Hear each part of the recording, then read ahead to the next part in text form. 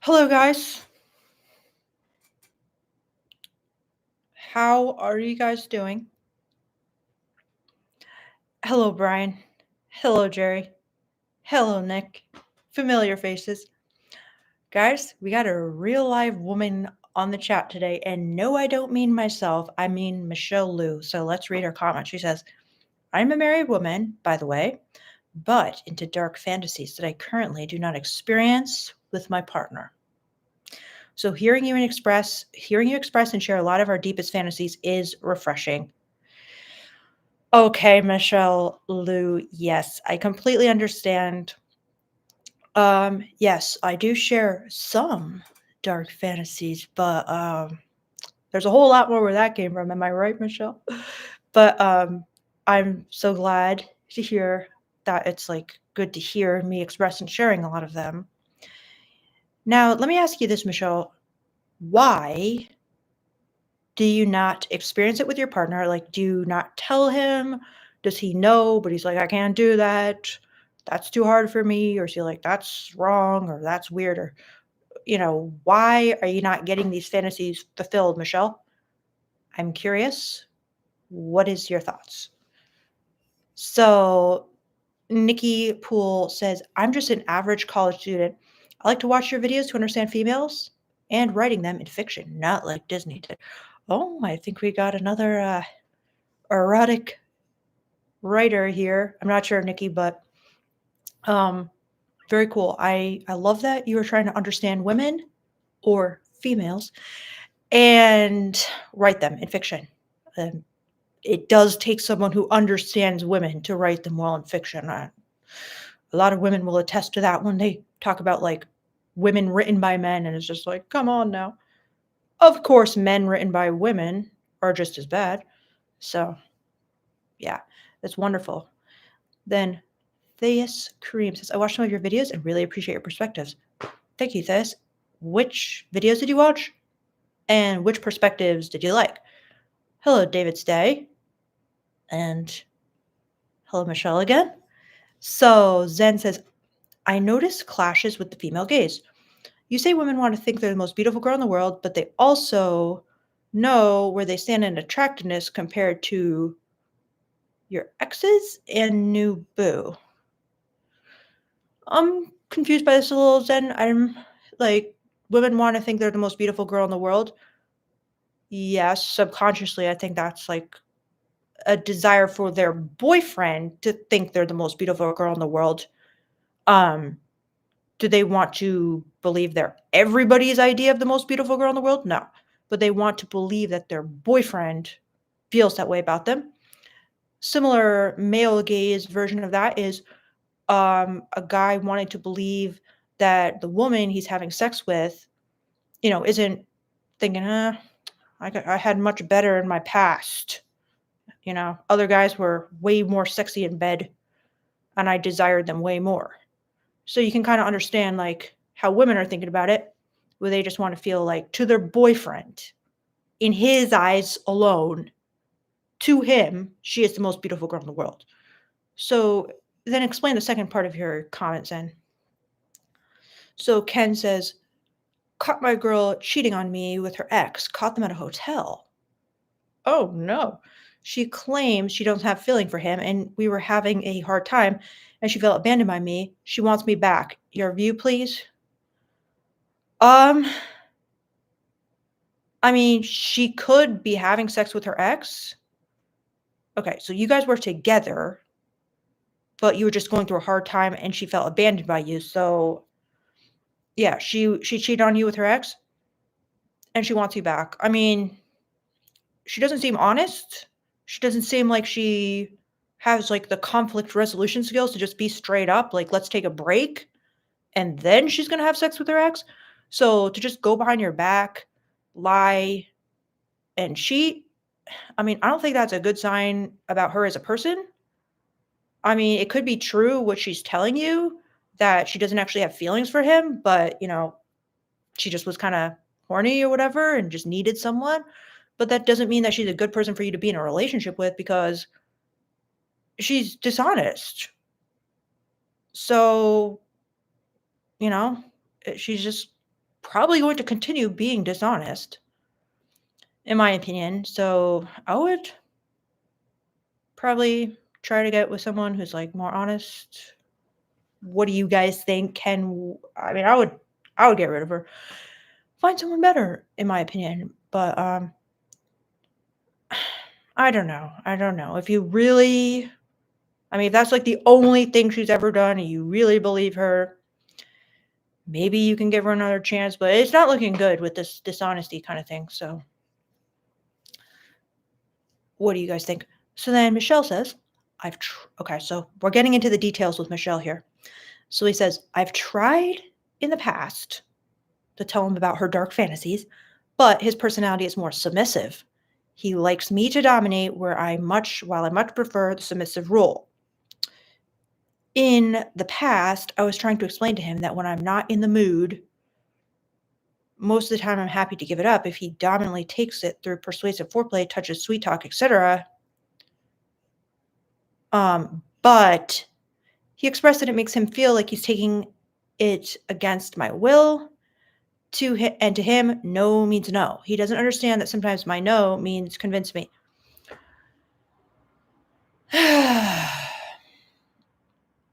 All right, Michelle, we got a lot of guys so they can also give us their perspective. And you guys can let me know if I'm wrong. But in my opinion, it's scary, okay, for a guy to be dominant when he doesn't know how, to do things that he's kind of scared will hurt you if he doesn't really know much about it. So I feel like this is kind of an excuse. He's scared. He's worried, and he's just kind of like, I'm probably not going to do it right. I don't know how to do it, so I'm just going to hold my ground. Hi, Dad. They said, where's Beardo? Where did you hide Beardo's body? So, yeah. So, Michelle, so let me know, guys, do you agree with him? Because, I mean, this is kind of ridiculous. To him, no means no. Okay, but you're literally telling him to you, your no means convince you. So why is he insisting on no means no? I mean, with a stranger, no means no. Okay. With his wife, who is telling him straight up what no means to you, what you want, why is he still scared? Why is he still resisting? It doesn't make any sense. He's not harming you. He's not doing something against your will. He's not hurting you. He actually would be giving you pleasure. So, in my opinion, Michelle, it's scary. And what do you guys think? Like, you guys in the comments, maybe you could help Michelle, like, get some insight. What is so scary to a guy about taking that dominant role with his wife, who's straight up telling him, this is what I want, this is what I need?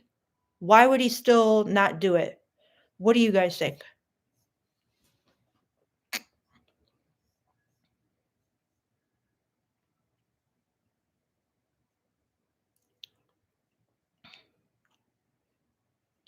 So Michelle says, it's funny how I came across your channel today through watching fantasy smut book recommendations, lol.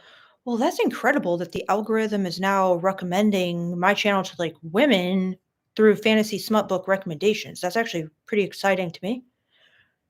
And then Michelle says, my husband is insecure. I can tell, and that part turns me off about him at times.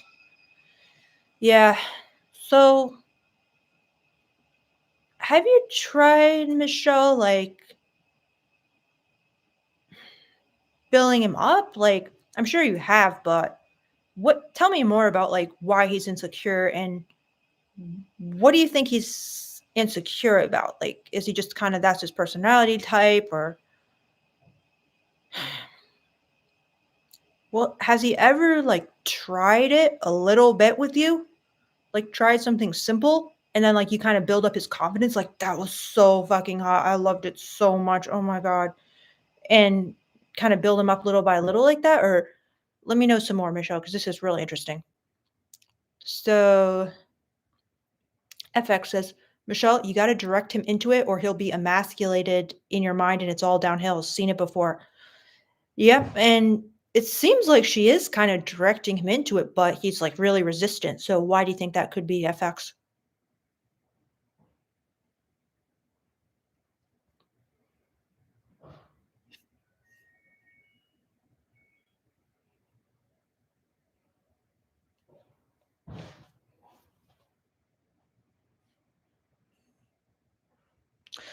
So Michelle says, my husband is not naturally not dominant to begin with. He's that nice guy, as we call it. In the beginning, it was cute, but as my fantasies came out more and more, our sex life remained kind of vanilla. Yeah.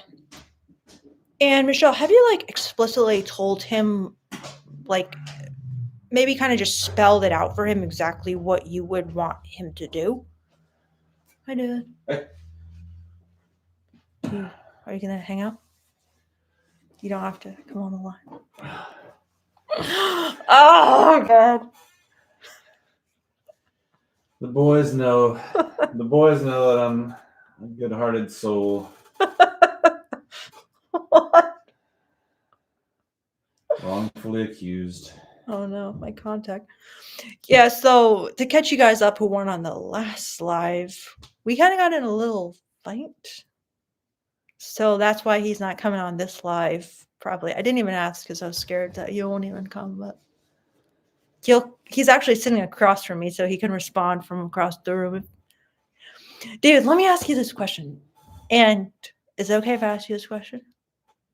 It's about a woman and her husband. Her name's Michelle. She needs help. Just, it's not going to have anything to do with like, okay, do you not want to answer? I'm terrified. He says he's terrified to answer. Wow, so brave, dude. Hashtag so brave. He's coming on again.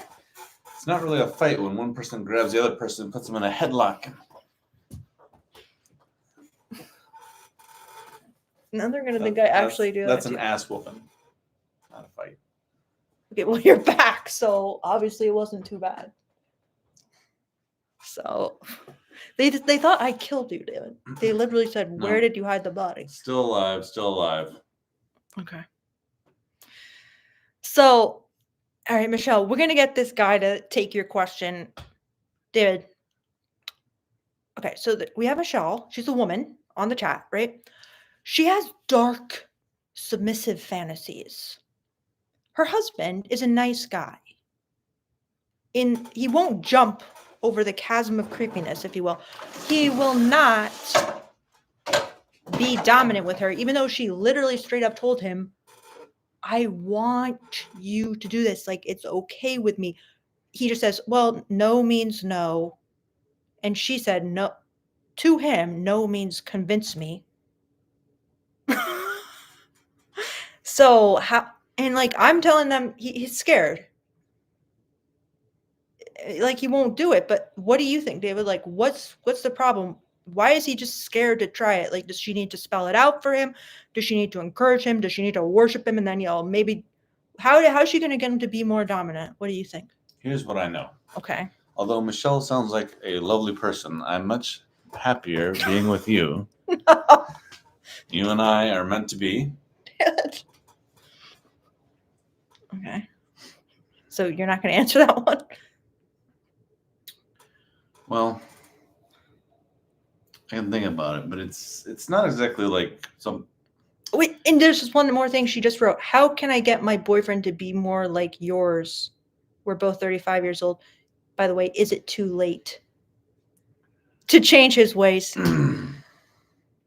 Great question, Michelle, and thanks.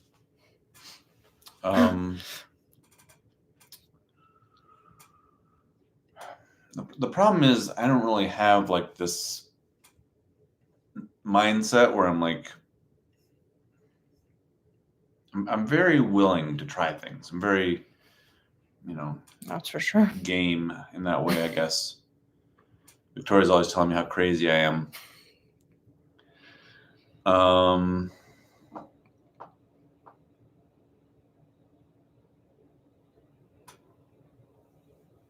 I don't know, Tor. I think you're better at quick answers than me.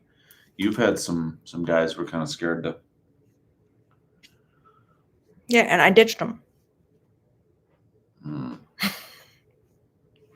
Yeah, Michelle, I had lots of guys where I would tell like some of my fantasies to, and they'd be like, "That's wrong," and I'd be like, "No, it's not." Like, goodbye. So come on. Have a little sexual creativity. Anyway. Maybe like, can you like set up the whole like scenario ahead of time so he doesn't have to like go outside the box too much? It's just like, here is the setting. I'm going to be your prisoner. You're going to be the security guard, whatever it is. Right. And then he knows like exactly what, like you're always talking about how like in kink, they always like set up exactly what the scene's going to be. You got to have a scene. What the rules are. Yeah. Well, let's just read a little more from Michelle. She says, his personality is just that nice guy. He's never been freaky with anyone before, and I think he does feel emasculated with me because there were a few times, he came without me reaching my peak and lashed out of frustration. So does that mean there are a few times that he came and she didn't? And she didn't? I mean, that's not that unusual, is it? Yeah, it's not that crazy. I mean, it is for me. It is for him, but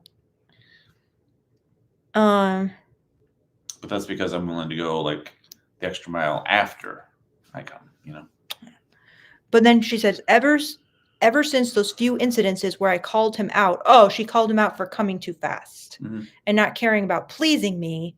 He turned insecure and unsure of his sexual energy, but it was a lose-lose. If I didn't say something, then he would have continued to perform poorly and selfishly. Oh. Yeah, I mean, it's a sensitive topic. So what was he so mad about? Like that she said he came too fast and he doesn't care about pleasing her? Well, yeah, it sounds like she kind of like read him the riot act or whatever, like really came down hard on him. Well, he needed to hear that, but but not the coming too fast necessarily, but just he needs to care about pleasing her. Can't you picture me saying something that's true and yet I say it in such a critical way that it like almost like backfires? Has that ever happened? Yeah. Okay. What? Oh, you're funny, Dad. So, yeah, but I mean, doesn't this guy need to know that, hey, a woman having an orgasm is important? Yeah.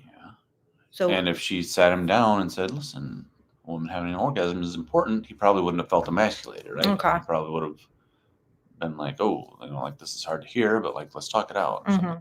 Okay, so maybe came on a little harsh, Michelle, and now, but I mean, is that really the reason why he would be like crushed and like unable to, like, lost all sexual confidence? Like, would you lose all sexual confidence because of that?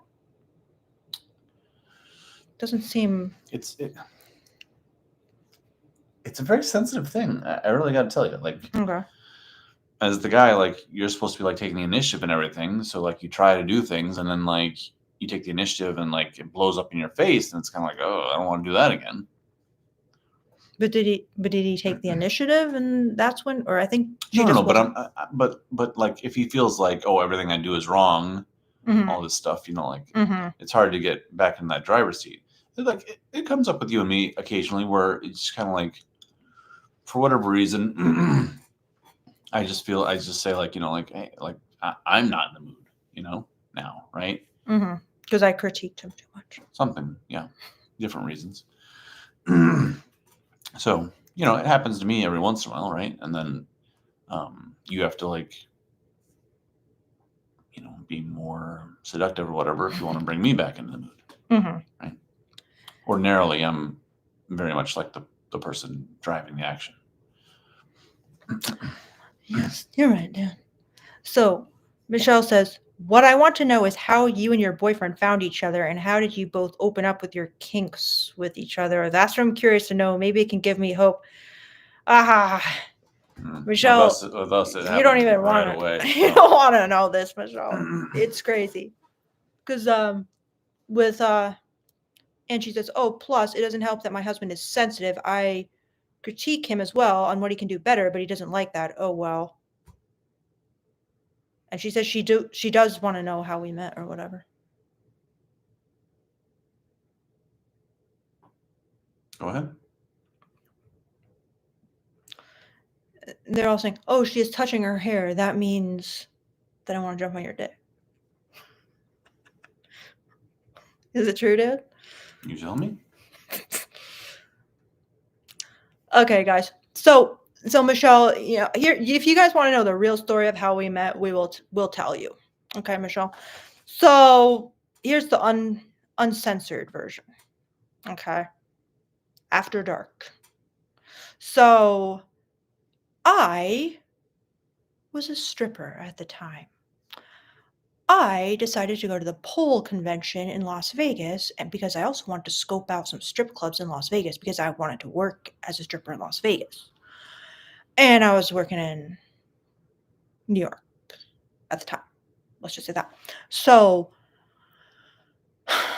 I was at a stage in my dating life where I would just write something I wanted in my Tinder profile, and then lots of guys would message me, and then I'd pick the best man for the job, and I would get what I wanted, and I would just hook up with whoever I wanted because that was fun for me because I enjoy sex, and it's a lot more fun than just sitting at a boring date and asking people like, where have you traveled and how many siblings do you have? So I'm like, you know what's more fun? Getting what I want and then having sex. So basically, when I was in Las Vegas, I'm like, well, I really need a guy to take me to a strip club because in Las Vegas, a single woman is not allowed to go to a strip club by herself because they think she's either like a sex worker who's kind of like looking for customers, or she's like an angry female who's going to come like attack her boyfriend and be like, get out of here. It's a judgment call. So anyway, I needed a guy to take me. So I put that on Tinder. I'm like, I'm looking for a guy to take me to a strip club. And then a lot of guys messaged me. Okay. Because I was really on my looks maxing at the time. So David was one of them. And I had narrowed it down to him and this other guy who was kind of like a douche. But David wrote me a really nice, gentlemanly message, but not too much fedora in it, not too much Shakespeare or anything like that.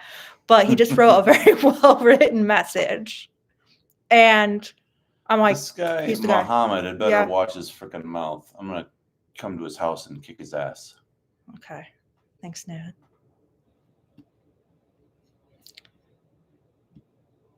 Oh, he put you on a timeout. Thanks, Ned. He's so great. All right. So anyway, so then what happened is David came to the hotel to pick me up. He took me to a strip club. He tried to work up the runway.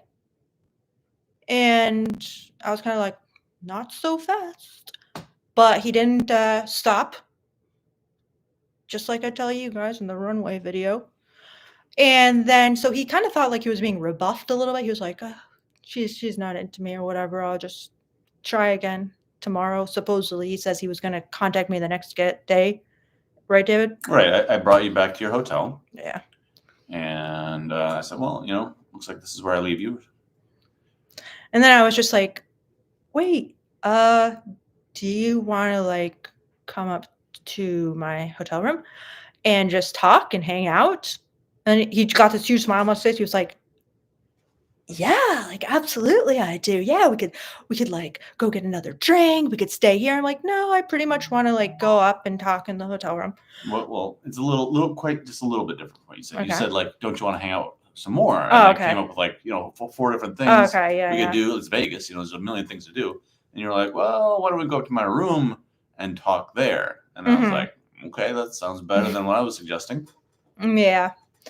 And then I remember I told you on the way up, I'm like, but just so you know, this does not mean that.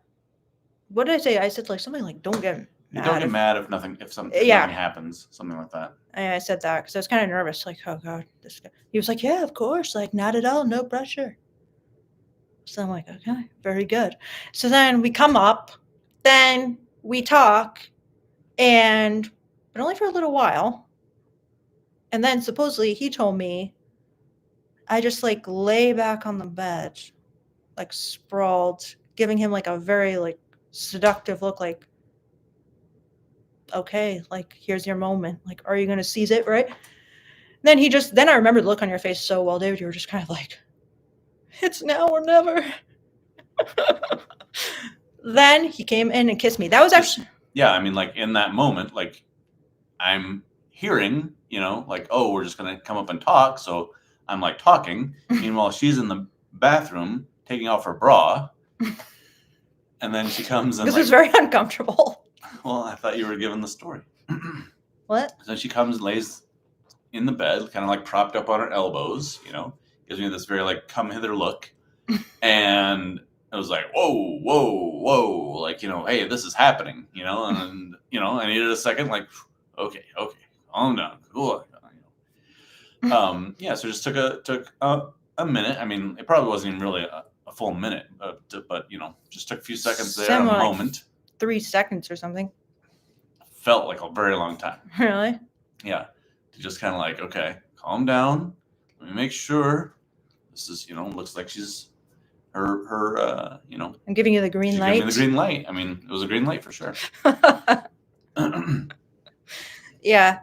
And then he kissed me, and my plan was that I just wanted to kiss him because at that point in my life I had this kind of theory where I'm like, if the kiss is good, like it's good. Like that's a good sign. And with him I was kind of on the fence a little bit. I'm like, I don't know, but like if he kisses me and it's good, then like we're on basically. So then I remember you kissed me and it was really good. So I'm like, okay. Then we had like crazy sex. Then I told you my fantasy and you were just like, okay. He just went like 100% hardcore into it. Yeah, was that the second or third time? Anyway, like, and he just committed to the role like I'd never seen before. I was just like mind blown when he's doing it. I'm like, I've never met a guy who's like even like okay with like kink and like my fantasies, let alone like a Oscar-winning actor with like a full storyline and like everything. I was just like, what the? This guy's insane. He's crazy. He committed to the character so And he didn't judge me for my fantasy at all, Michelle. He was like, okay, I can do that. And he just went full on, like, I don't even know if we should go into that, but it was crazy. We had a crazy weekend or weekdays in Vegas. It was so much fun. Right, Dave? So great. Yeah, it's amazing. And then Changed my life. Yeah. So that's kind of the story, Michelle. So Michelle says, loving this story. What was the fantasy role play? So soon, bold. All right, Michelle, should we really tell you that? Well, something we see from a lot of the guys commenting on your channel is like they like to like slut shame women and like talk about virginity and purity culture and oh, like that's disgusting. Well, okay, but like understand that like you're not going to be with somebody who's like very sexual and kinky and stuff if that's how you're approaching it, which is maybe what you want, but it's not what I wanted. I wanted somebody who was very sexual. Yeah. And we still have crazy sex to this day. So. Anyway. Very frequently. Okay. And then I'm just telling him tonight, I'm like, literally everyone thinks, oh, the honeymoon period, it always ends. There's no way you can stay in that forever. I'm like, yeah, but I literally feel more attracted to you than that first date. And I was like crazy into it. Like my mind was literally blown. So I'm like, the honeymoon period has not ended in any way for me. Like it's just getting, in my opinion, better, crazier, and more fun. So, but it was pretty much maximum fun from the beginning. So anyway. Yeah.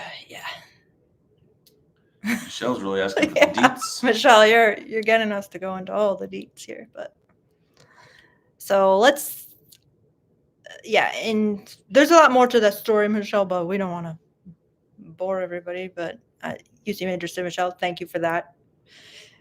But yeah. Well, let's just take a few other questions, Michelle, and then maybe we'll come back to that if it gets boring. Well, this part I can answer. What part? Michelle Luce, she says, you guys kept in touch from there. Yeah, we were together for like 3 straight days in Vegas. And then we're keeping in touch. And I was saying, like, can I come see you? Could you come back and see me and all this stuff? And then we got just derailed a little bit when I had to say, like, I kind of have like this situationship with this other woman, that I kind of have to like get out of. And that didn't go over real well. But I just, kept in touch, kept saying, like, let me come see you. And like about 4 months later, she finally let me come see her again in New York. And then we were off and running from there. Yep. That was it. So anyway, Peter says, Victoria, thanks you for sharing. Yes, the honeymoon period, it is important in a happy relationship. Yes. And Michelle says, oh, thank you for sharing. And thank you for asking, Michelle. It's wonderful to have a woman's touch in this chat. So then, Michelle says, us girlies love the details. Yes, yep. I do, Michelle. It's been over 7 years since we met in Vegas and almost 7 years since I came to see you in New York, and we got together from there. Yep.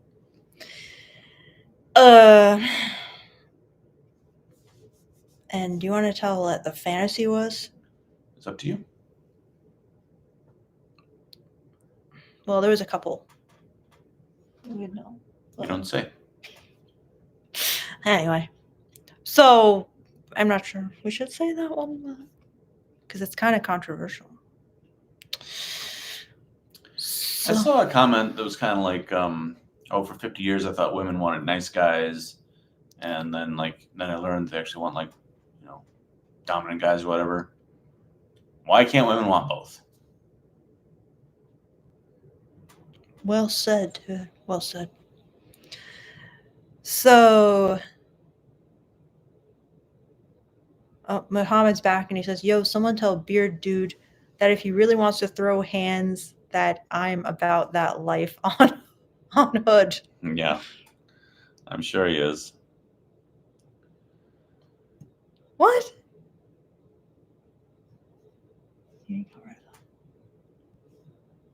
Uh-oh. Sorry, Mohammed. You might have to create a new username or something, but he blocked you. It wasn't me, so.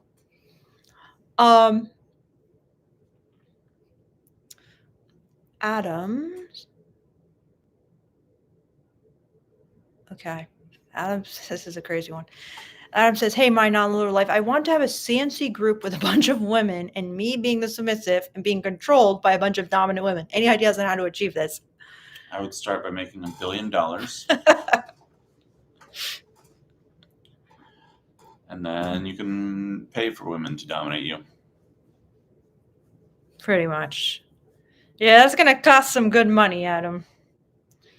I'm being too glib, but it's going to be tough. I think it's going to be tough. Okay, let me say it that way. For sure. Very tough. Extremely tough. First of all, you're going to have to find a bunch of dominant women. Second of all, you're going to have to find them wanting to dominate you together for free. So, Shaggyful, it is not wrong to ask a woman out at her work. Okay. There may be right ways and wrong ways to do it, though. Oh, okay. I mean, there are right ways and wrong ways. Oh, good advice. Yeah. So, David, this is a good question for you. Action Savage says, how can a man keep his frame and lead when a woman is upset or mad? How does a dom correct bad behavior? Okay. Well, there's not one way. Gosh.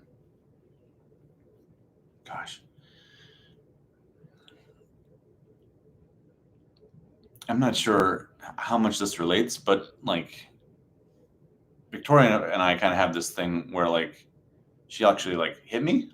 Right? Oh, don't tell him that. Well, okay. In a playful. Yeah, but you actually do like punch me like on the arm and the shoulders and whatever like that. Oh, and now you're telling all my secrets. Well, it's very playful. It's not like meant to. Okay. I'm saying that. All right. And it's just kind of like a way for me to show that like she can't hurt me. By the way, he encouraged me to do that. Yeah, of course. You didn't tell him that. Just think I'm like. Tor, you and I are on the stream together. We can both add in details. All right, fine. William Montague tipped me. Thank you so much, William. I'll look for your question if there's one while Beardo's talking, but. So, like, you want to seem like you are a rock, right? So, I don't know if I've done this with Victoria especially, but like sometimes like a woman's very upset and you just like hold her and she'll just like try to fight you off, whatever, and you're just like, it's okay, and then you're just kind of like, you're just there, right? Sometimes she wants to be like corrected and curbed, and like it's not really easy to tell. You have to like use your senses and use your brain and like figure out like, does she want me to like push her down on the bed and take off my belt, and spank her or whatever? Like sometimes, yes. I don't know like what your relationship is like, and probably whatever your relationship is like, sometimes she wants you to respond one way and sometimes she wants you to respond another way. Sometimes like I pull out like this like teasing, kind of like, oh, are you upset? Like you got triggered. It's just, I don't know. It's just a lot of different little games, little interactions that we use. Sometimes you really need to apologize, and just like give up on the whole, dom idea or whatever, and just be like, hey, look, I really care about you, and I'm sorry that I hurt your feelings. Very good. If it were easy, everybody would be doing it, Great advice, Dad. And just about the hitting thing, like he's literally said to me a lot, Like, it's okay. You can hit me. Yeah, hit me. Do it. Especially like I say, like, you can hit me anywhere where I have muscle. Yeah, but he like encourages me, like, just hit me, and I'll be like, no, I don't want to, and he'll be like, do it harder, and then he'll just mock me and say, oh, it's like you're hitting like a girl or something. And I'm like, and sometimes I say, like, I don't want to hurt you or whatever, and you tell me to. And then I'll say, oh, you hit like a girl, and you'll be like, ah! And you keep saying over and over, you can't hurt me. You can't hurt me. I'm like, yeah, yes, I can. But she can hurt me when she punches me like in the ribs, or somewhere like that. But I would say you can't hurt me if you punch me where I have muscle. Okay, this is maybe more than right, they need to know. Okay. First of all, to William Montague, thank you so much for your super chat. Now, William, if you have any questions, please copy and paste them below, and I will try to answer it. We really appreciate your super chat for sure. And let us know, was there anything that inspired you to super chat? Now, Amar Kermani. I am a 40-year-old. Thank you so much, Amar, first of all. And have done good with ladies recently. I don't know how to tell or be open to them that I want a rotation of 2 good-looking and feminine women who are exclusive to me. I don't lie. Yeah, it's not an easy conversation.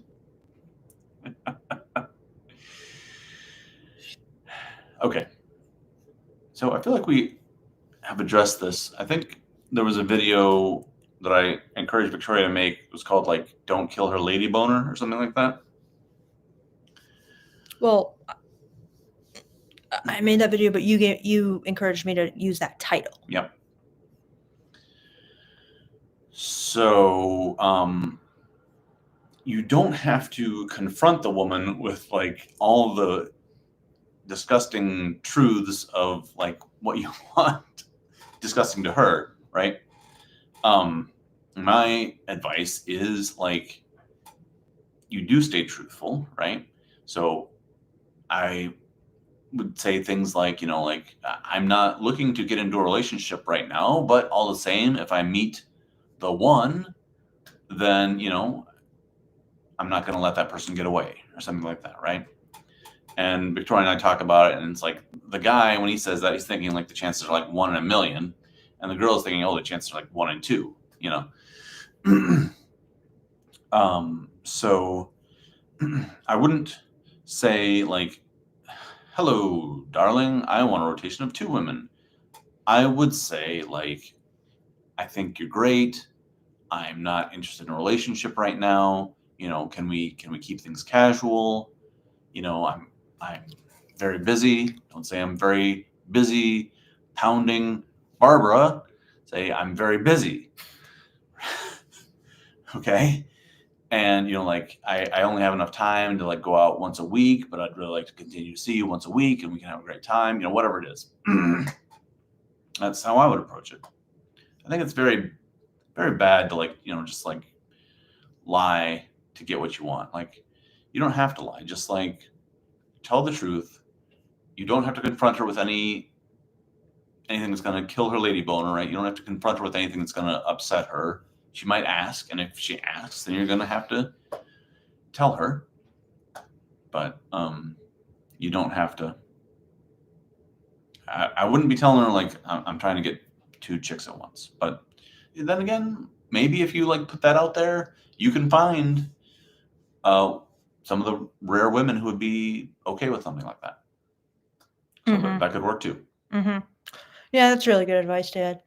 It's like, you don't always have to say the most brutal and kind of hurtful version of the truth. Like, you could just say the partial truth, which is, I'm casually dating you and casually dating someone else, and leave that part out about like you're casually dating someone else.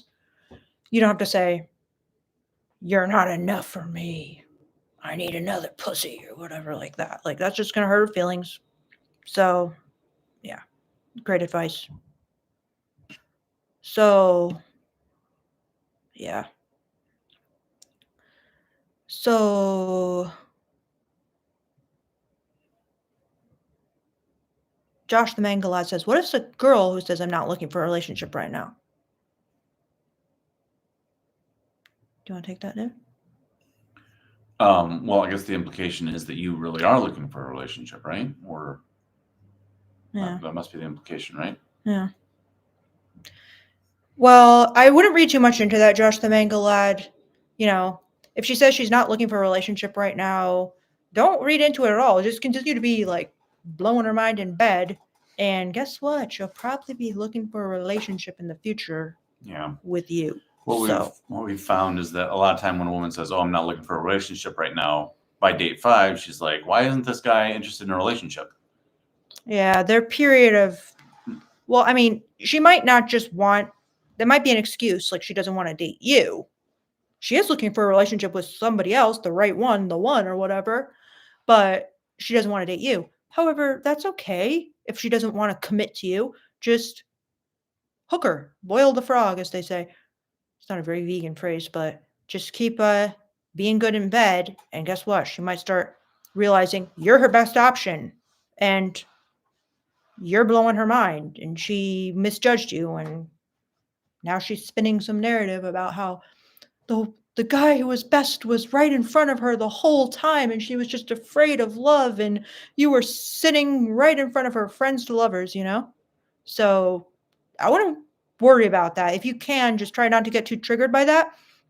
If she still wants to hook up with you, if she still wants to be friends with benefits, like, good. And you work on your skills, Josh, and date other women as well, if you can. So Michelle says, "You're right, Victoria and David." Ha ha ha ha. Okay, we got another woman agreeing with us. Nice. Oh, Alien Traveler says, "How do you keep a masculine woman more on her feminine frame?" I'll let you answer that one, Dave. Well, with all these things, like we're gonna make a lot of generalities. Probably most masculine women want to be made to feel feminine, right? So I think that the more masculine you are as a guy, the more that she feels feminine in comparison, right? So I mean that's the first thing that comes to my mind. It could be that she really enjoys being masculine. Maybe she enjoys being a dom or whatever. But I mean, like we talked about like Ronda Rousey before, right, Tor? And it's like, who is she with? Like a guy who's even who is also MMA, and like maybe not as successful in male MMA as she was in female MMA, but nevertheless, like if it came to it, like he could overpower her, right? So Debatable. They probably argue about that. It's not debatable. So there's a good chance that Ronda Rousey has trouble feeling feminine, but being with a guy who's even more strong and like an even better fighter than her probably helps her feel feminine. Mm-hmm. And wouldn't you say I'm kind of like most guys in this chat, I'm pretty sure they consider me masculine. Well, you are like tall and strong for a woman, physically a bit aggressive. Okay, not even a bit. You're physically aggressive for a woman. Okay. You like to kind of like wrestle and fight and stuff. So if I was afraid of that, that would be a bit of a problem, but it's fine with me. I kind of like that. I like strong women.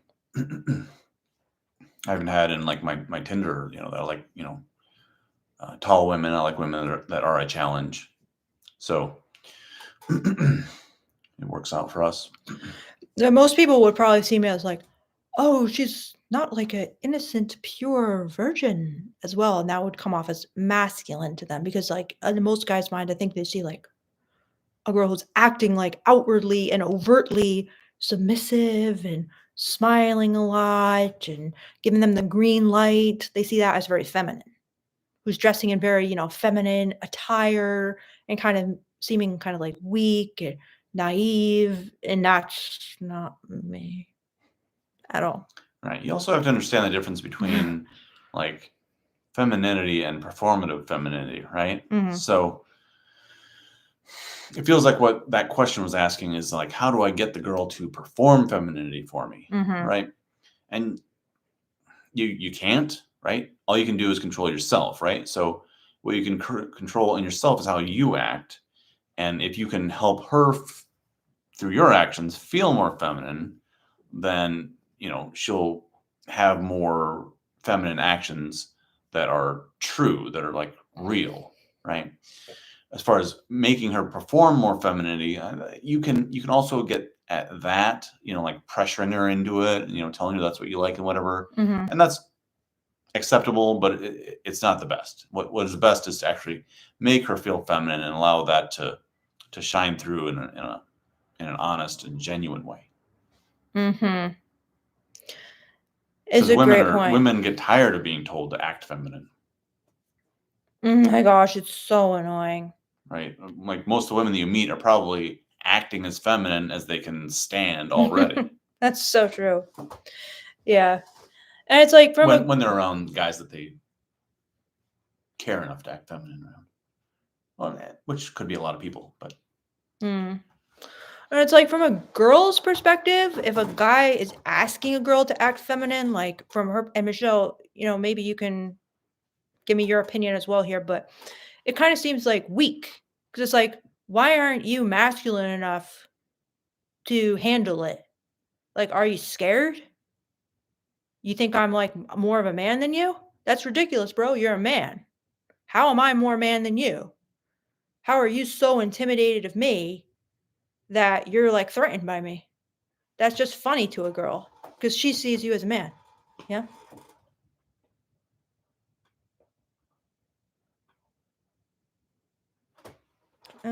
I guess. Yeah. Well, I was interested because like Michelle was asking questions about this there. Okay, so yeah, so well, just to finish what I was saying, a girl's gonna think it looks weak if you're asking her to be more feminine. However, you can inspire her to be what you want when you guys are thinking feminine by being good in bed, being dominant in bed. Okay. Then she's just gonna get into sex brain and be like, oh my gosh, you're so amazing. Like, I love you. And what do you want? That's a after effect of you fulfilling her fantasies and becoming the dominant man from her fantasies. Then boom, all of a sudden she's not performing femininity. You earned it, you proved it, and now she feels you're worth her acting feminine, basically. But a lot of you guys, you just want it right from the start. I mean, both men and women are the same way. Like, women want a guy to act like he's totally in love with her right from the beginning. Like, he's just infatuated with her soul, her personality, like basically from like the first, second date onwards. They love that. And you guys want a girl to act like she's in sex brain all the time around you. Like she's just like bimbofied, and that's a result of you being good in bed, you being a man in the way she likes. And then, that's something you earn, you build up to, you prove to her, and then she gives you. It's not something you're just handed, no payment, no fee. So, yeah, that's my opinion of it. What do you think, David? Of course. Okay, he agrees. And there's a lot more about that, but anyway. Yeah. So did you want to answer the question about Michelle was saying like you seem feminine in your videos? Okay. Well, I mean, I think I'm feminine, but I think like I'm not the version of feminine that a lot of guys on my channel think of when they think of feminine, because I think they're thinking of like a false image of what feminine really is. But I feel like very feminine, but I just feel to them, they would see my version of femininity as masculine. If you really care enough, go through the videos by time and see what kind of femininity Victoria had before we met and what kind of femininity Victoria had after we met. What does that mean, That was about 7 years ago. What is that supposed to mean? Like one of the last videos you were posting was about how like you kissed the fruit dude before we got together. Yeah. Well, I think that the tenor of your videos took on quite a different note. So you're saying I became more masculine after I met you? No. Then what are you saying? I think that you are more like satisfied in, in that way, and you could be more comfortably feminine. So you think I got more feminine after I met you than I was? Yes. You are more comfortably feminine, yes. That's interesting. I didn't really notice that, but what do you mean by that, comfortably? You were very like,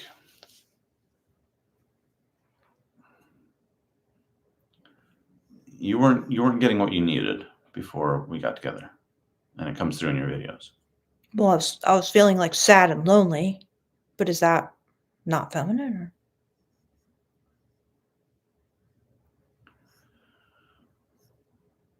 Well,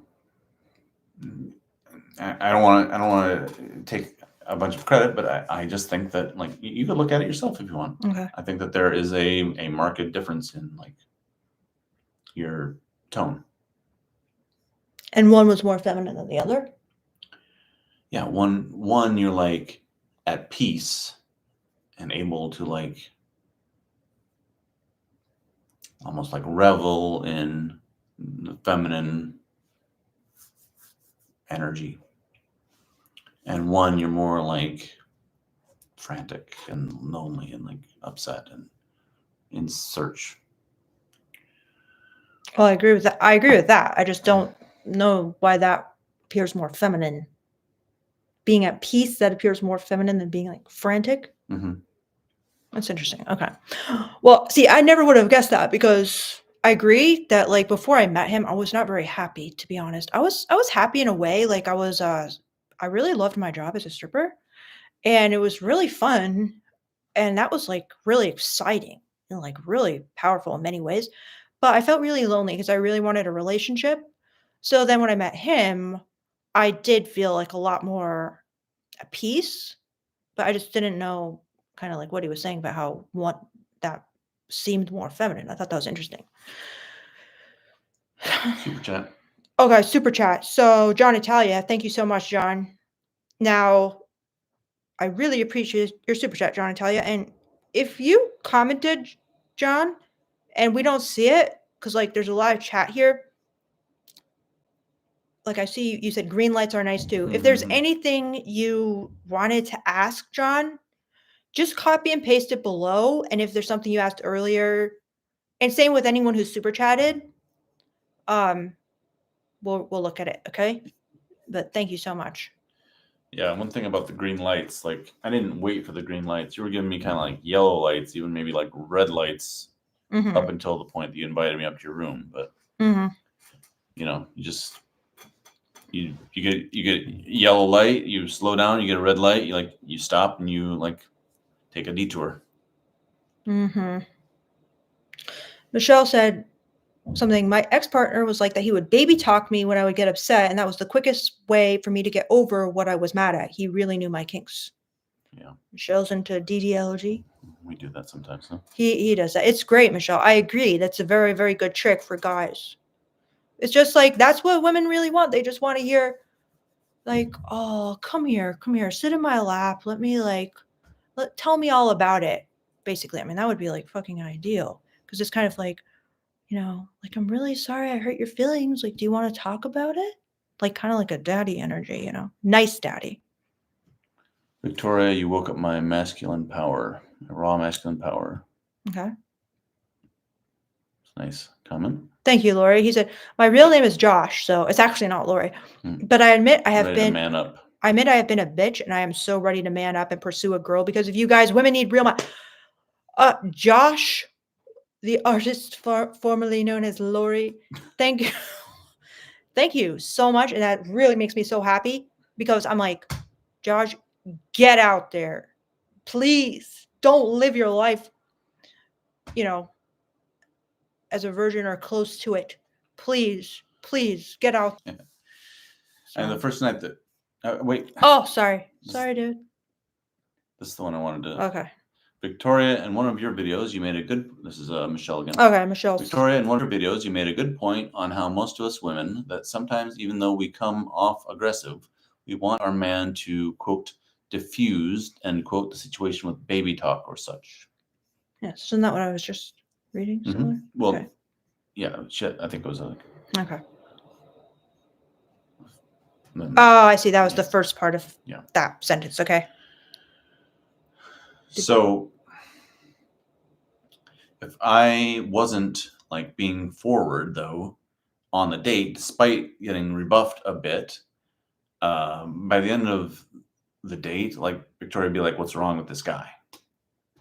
Just like, Wait, could you say it one more time, dude? If I wasn't being forward with you, Okay. like while we were at the club, on the way to the club, on the way back from the club, that kind of stuff, you would be like, "What is wrong with this guy?" Like, a guy is supposed to be aggressive. A guy is supposed to be like sexually forward.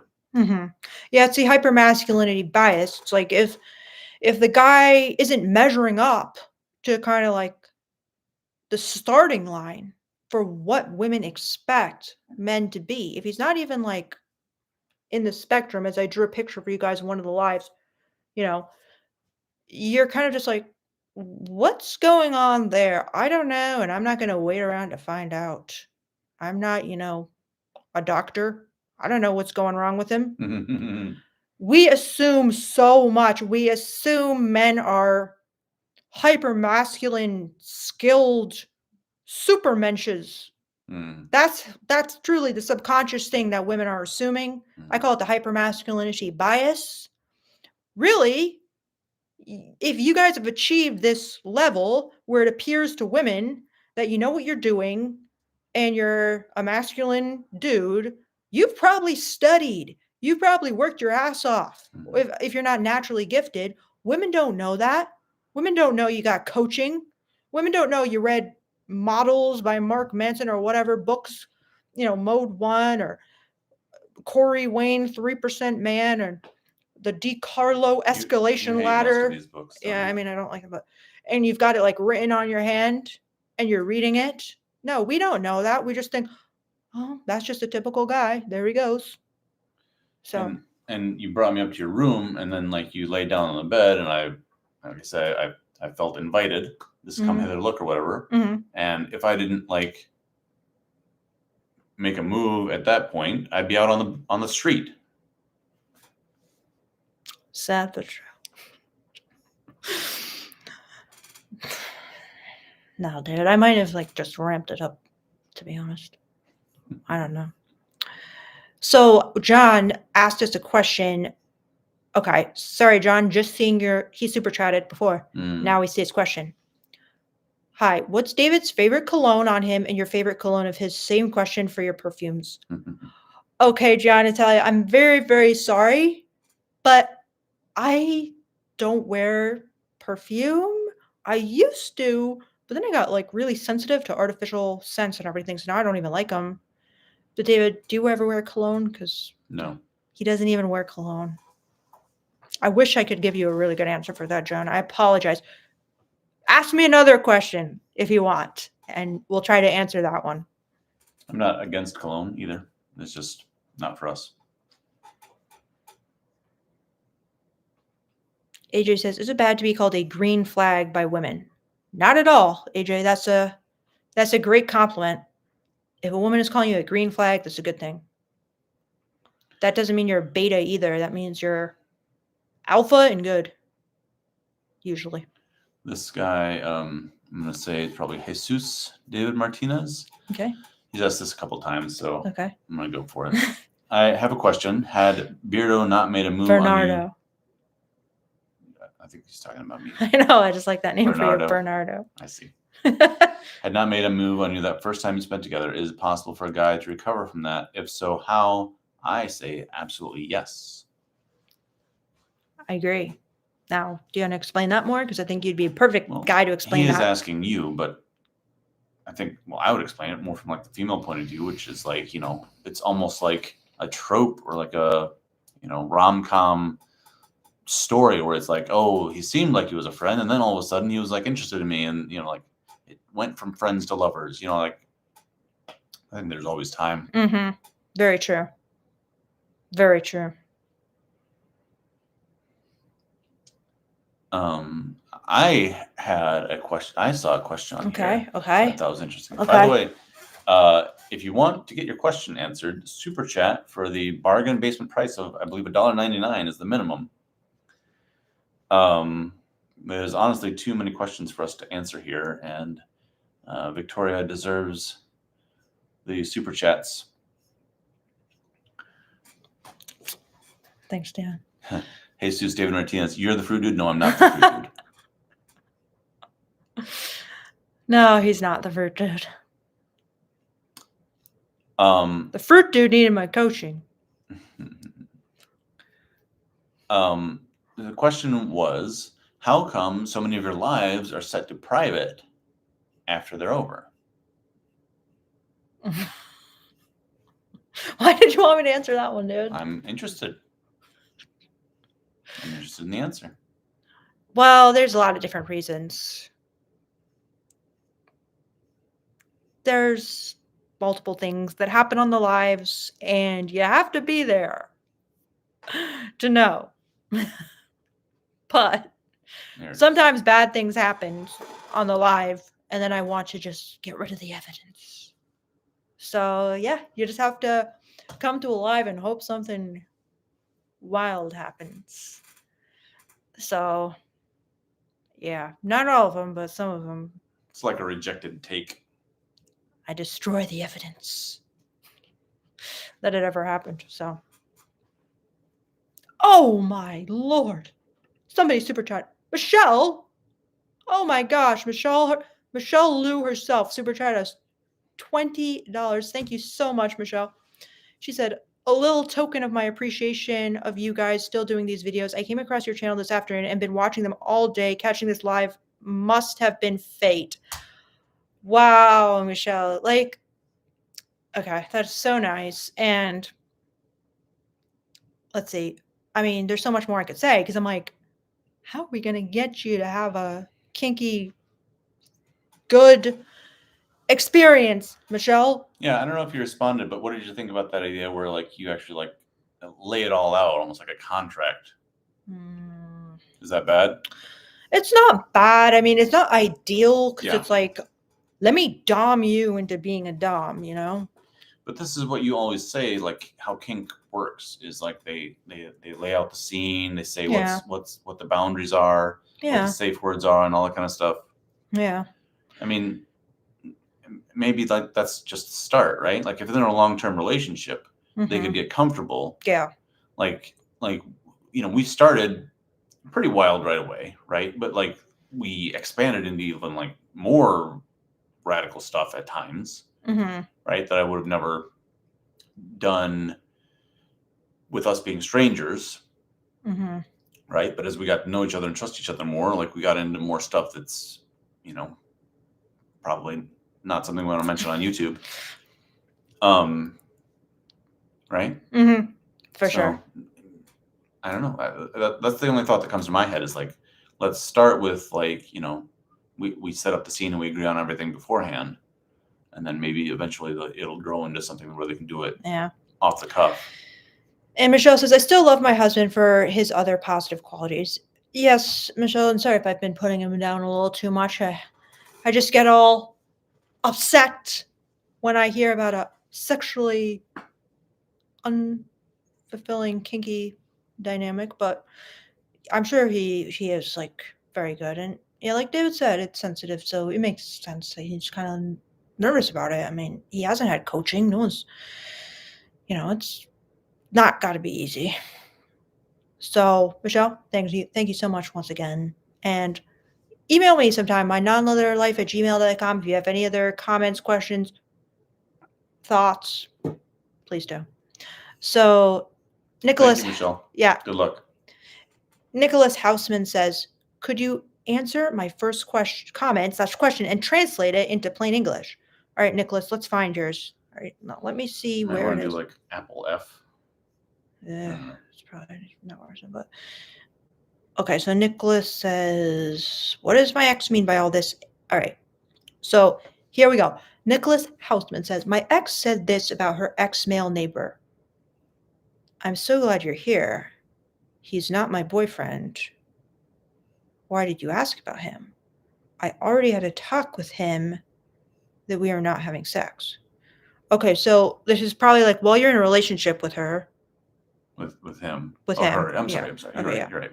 With her. She's talking about her male neighbor,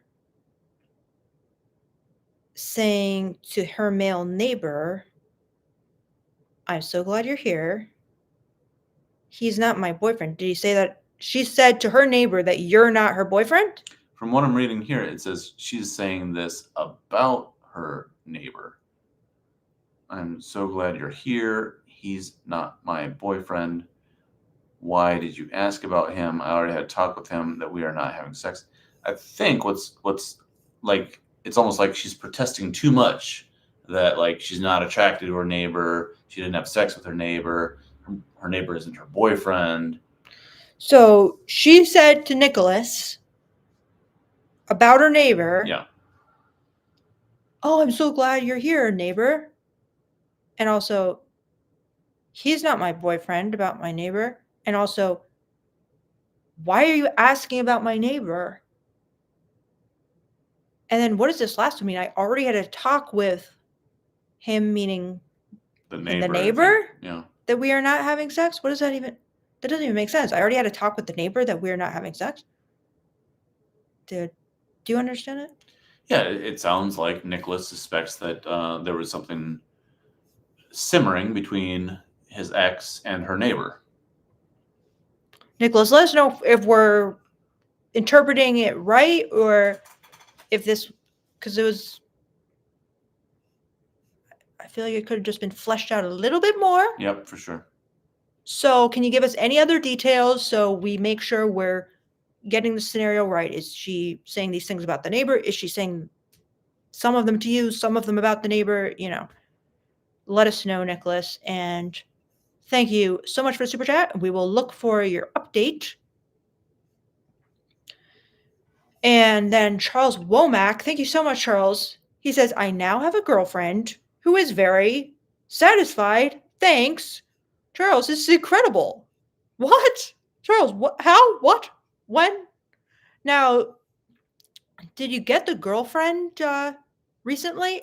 Or did you just start satisfying the girlfriend recently? And what did you do to start making her so satisfied, Charles? Was it a tip from the video? Was it a tip from a live? Was it something you thought of yourself? Share the wealth, Charles. Is Let Charles us know. in the United States or somewhere else? I'm not sure, Charles. Where are you? When it's like 329 and it looks like maybe it's like, $5 okay. in some other currency or whatever. Okay. Yeah. Charles, let us know, because this is interesting stuff and can give us all hope.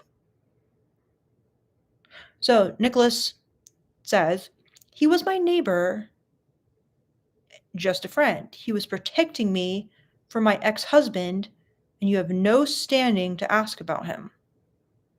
Okay, I think this is some more stuff she might have said, because it's in quotes. So he was my neighbor. He was just a friend. He was protecting me from my ex-husband. Okay, so basically you're suspecting she had a thing with her ex-neighbor?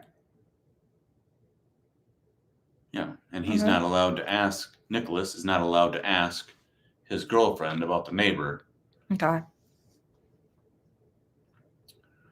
Well, this is a good example of a question that would have never been dealt with if it weren't a super chat. So learning a lesson, especially these guys who are like complaining about which questions we're choosing to answer. Yeah, what? No, it just makes me sick when people are like, oh, like answer the questions I want you to answer. Like, go the hell away. Like, this is free information. You're just sitting here like soaking it up, and you're like complaining about which questions Victoria. But Nicholas super chatted. No, I know. Okay. No, I'm not talking to Nicholas. Okay. You're just talking to other people in the chat? Well, one person that I've seen. Oh, okay. Recently. He got triggered by one person in the chat, so. He said, like, quit answering all these confusing questions. Oh, okay. Answer my question or whatever. Like. Yes. Why? Why should we do that for you? We obey the law. We obey the god of cold hard cash. So, Or we just pick the questions that we think are interesting. okay. So, yeah, guys, see that? This is why he's a good dom. Because he gets angry real quick. Oh, don't be telling people that. Is that a good idea? Is getting angry really the key? I don't know. Well, you do have to stand up for yourself. Okay. Right? You don't want to be a doormat. Okay, yeah. So now, Nicholas, it seems like this is a very weird situation with your neighbor. She's got something going on with the ex-neighbor. Why doesn't she want to tell you about it? Why aren't you allowed to talk to her about it? I don't know. What's she hiding? It's a little weird. Why do you have no right to ask about this ex-neighbor? You have a right? All right? It's kind of weird. Why is this neighbor so, like, this connection is so sacred, like it cannot be talked about? Yeah. It's bizarre. And so, like, he's not my boyfriend. Why did you ask about him? I already had a talk with him that we are. Or maybe Nicholas is too worried about the neighbor. Maybe he's like always asking about the neighbor. Yeah. Like maybe Nicholas shouldn't be so worried about the neighbor. Yeah. I mean, Nicholas says it happened last year this month. She still insists he's just a friend. Yeah, I mean, he probably is just a friend, Nicholas. Like, I got a lot of male friends. And he doesn't care. Right, dude? Do you care? I don't like it. What? I don't like it, but like I don't stop it, right? Like me not liking and being uncomfortable with you spending time with guys is here, and me wanting you to have a happy and fulfilled life is here, right? Like you have to like prioritize things. You have to choose the lesser of two evils or whatever, right? You have to cost benefit analysis, whatever, right? And I tell you that all the time. And I don't really like it when you spend time with guys. I'd much rather you have friends with females, but I like guys. Does that trigger you? So, okay. All right, Nicholas. So let us know any more details, but it doesn't seem. Yeah, I mean, I wouldn't worry about it. I'll just focus on you being good in bed. But, Beardo, are you leaving? I have to go do something. I'll be right back. Okay, he's leaving, guys. It's just me, so I guess give me all your complaints about Beardo. No, just kidding. So, anyway, guys. Now, did I miss any super chat? Let's see if we missed anything. Any updates from Charles?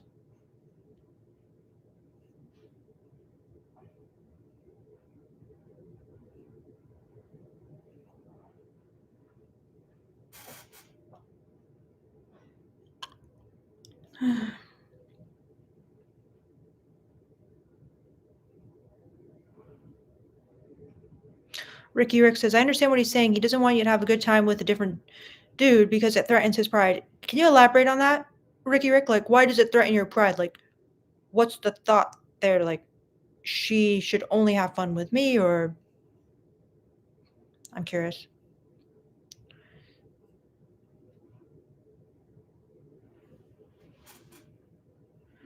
So Mike Jones says, I don't know what to do.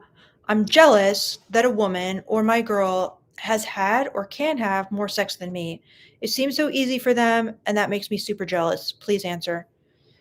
Well, Mike Jones, I mean, honestly, I think it's totally understandable. Like, I would probably feel the same way, especially if you're like a sexual person and that's kind of one of your goals in life is to like experience having a lot of sex, or just as much as like a woman could experience, whether it's like insane amounts or just like kind of an average amount for a woman.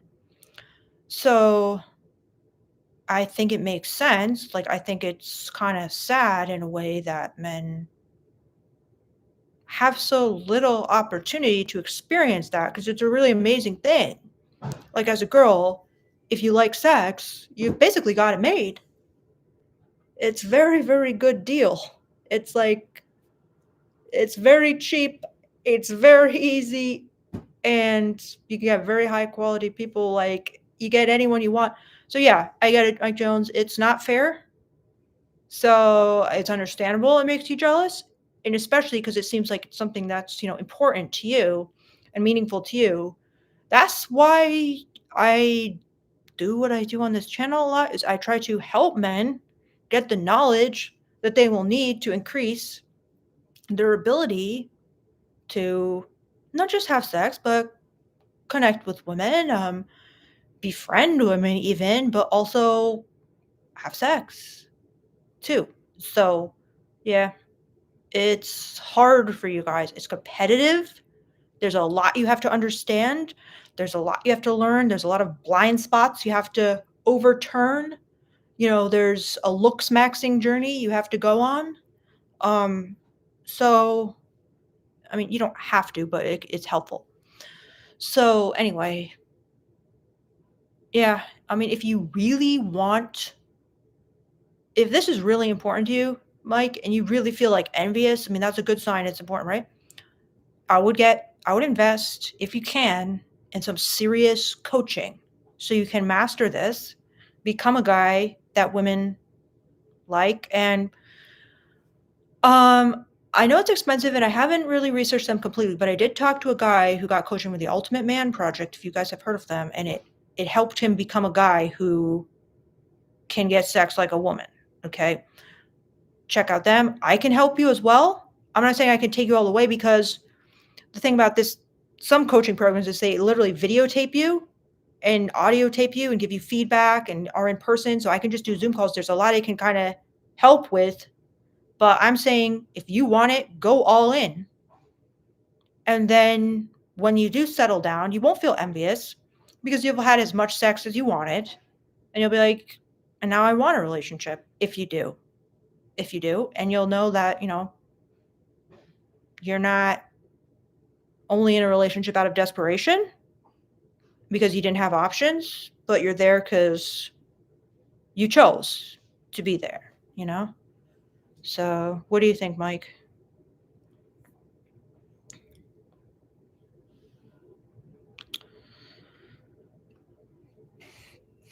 So let's see. Ricky Rick says, when you're laughing, having a good time with a dude, it makes them jealous because they don't want another man to make you happy, because it's more special when you're the only guy who makes you laugh. It feels like the relationship is threatened because someone else is able to make you happy besides them.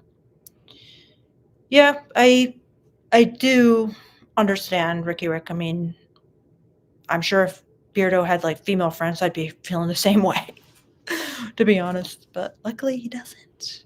Well, he does actually, but they're not like the kind of male friends I have where I'm just chatting all the time, so.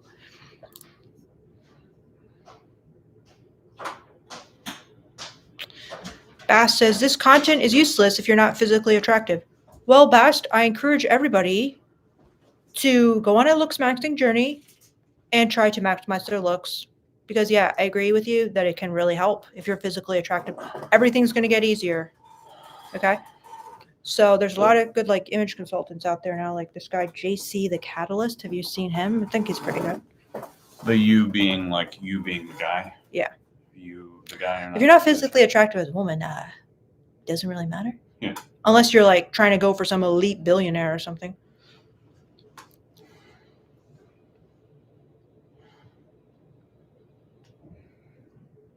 Anyway. Physical attractiveness is definitely not the end all and be all. We were just looking at like last night, like Selena Gomez's boyfriend, and he's not like. Yeah, he is attractive though. He's not what guys would think is attractive. Well, guys don't know. They don't think like the K-pop stars are attractive. But we're talking to guys, Tor.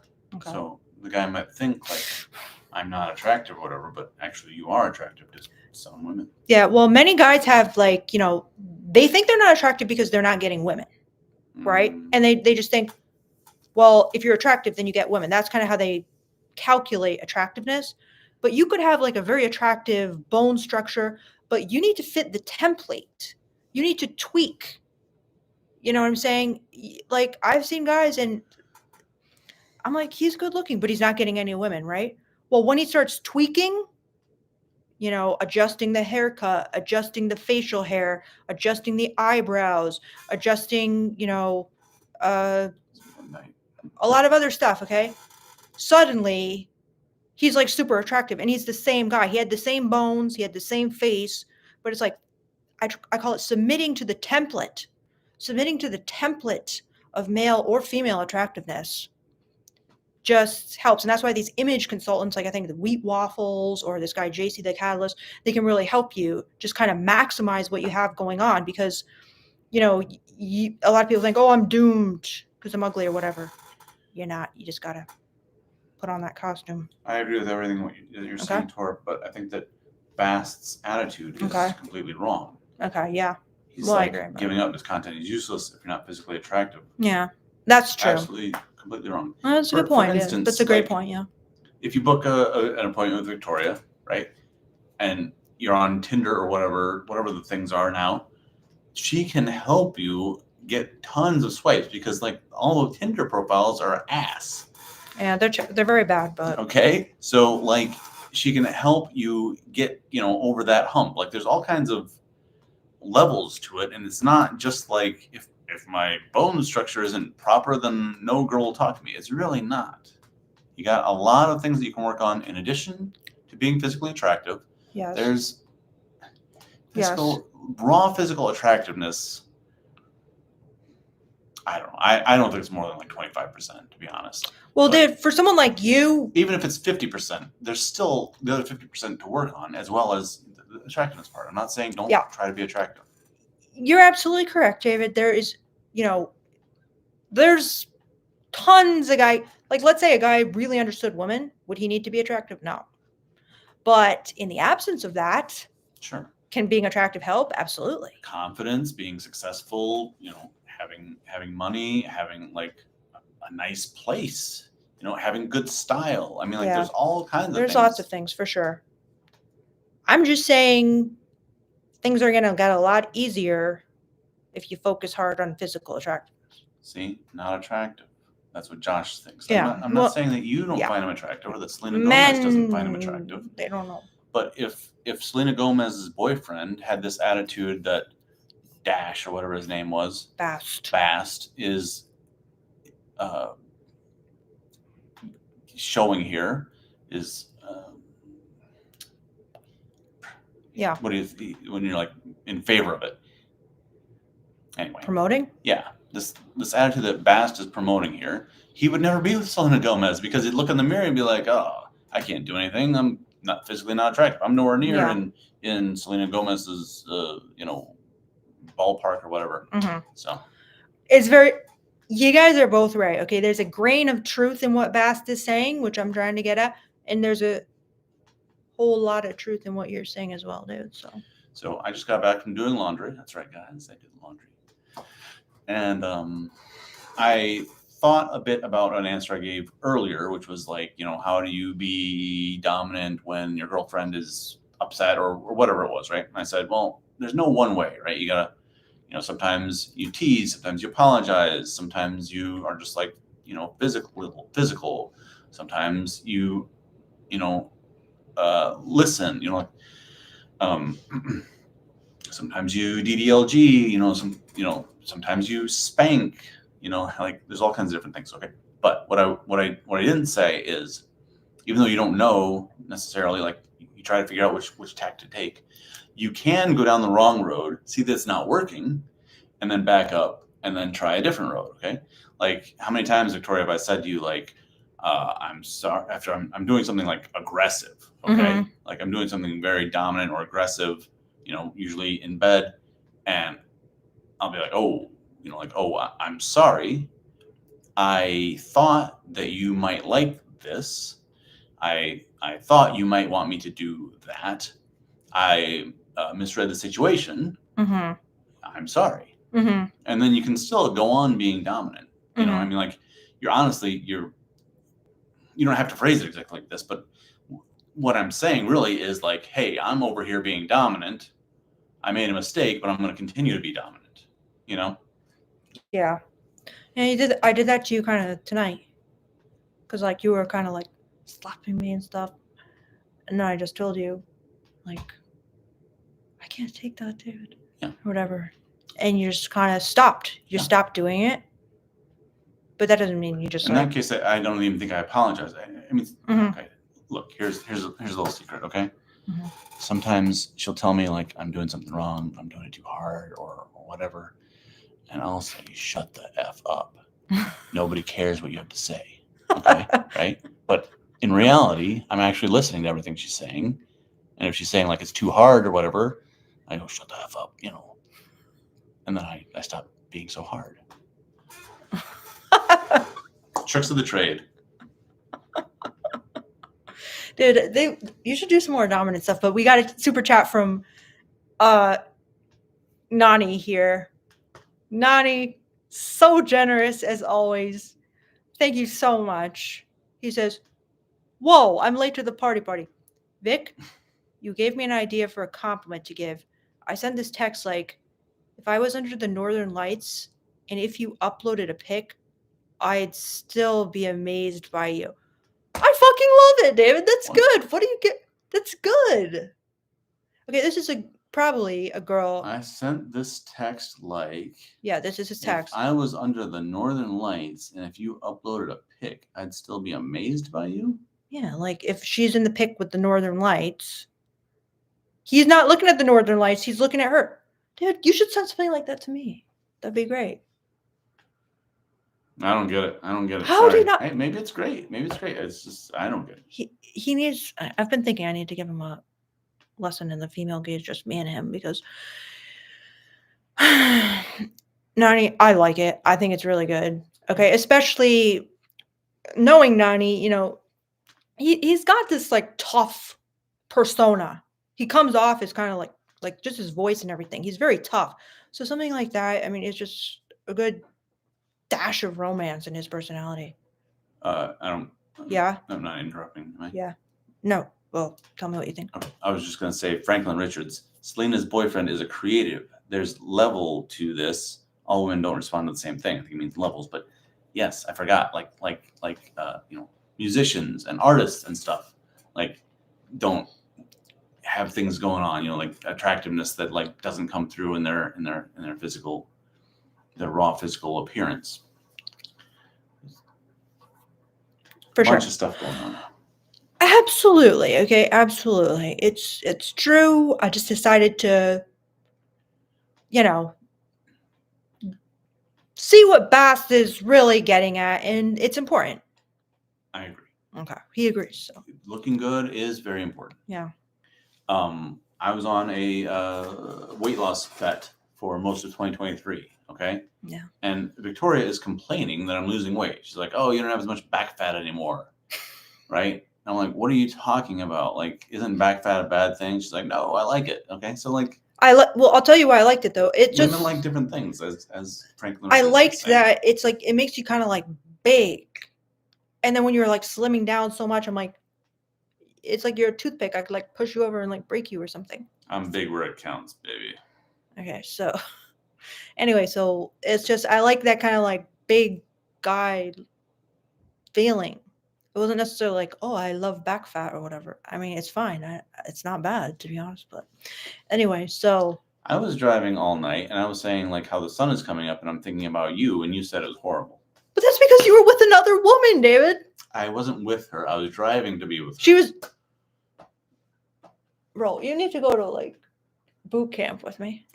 Because that was horrible.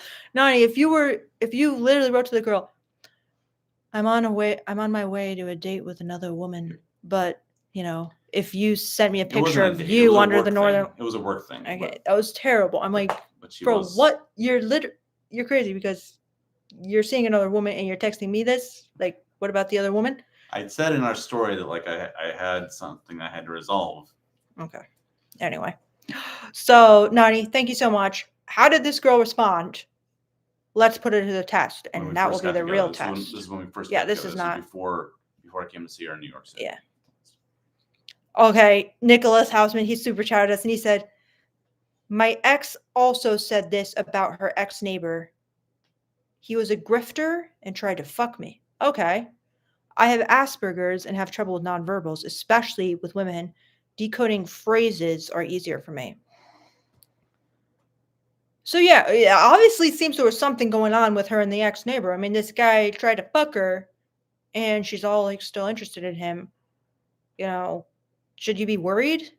If things aren't going well between you guys, I'd probably be a little bit worried. Unless, like, I'd really try to like work on your relationship skills so that you feel you can satisfy her. Because if she does get like bored with you, she kind of has this neighbor guy as a backup. So I don't like coming off as worried. Okay, yeah, I mean it's not good to come off as worried. That's a good point. So you want to elaborate on that? Well, I mean, I would be like, I don't like you spending time with him. I don't like him. I don't like him being around. Okay. And you could also be like, hey, if you want to be with him, not me, go ahead. Like, I'm not going to stop you if you think he's better than me. Ooh, that's cold. That's good. That's good, dude. Nice stuff. Okay, Nicholas, so what do you think? Thank you so much for your super chat again, Nicholas. And how are you feeling about this situation with your neighbor? Are you worried? Are you upset? Is it causing you a lot of issues? Let us know.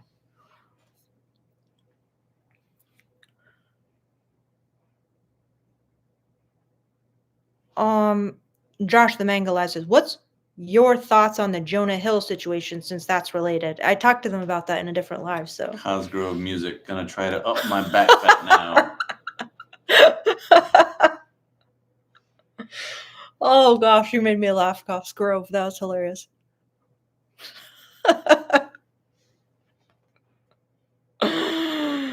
Oh god. I think this is actually kind of an insightful question here by Baby Raph. Okay. Baby Raph says. Okay, so I'll read it.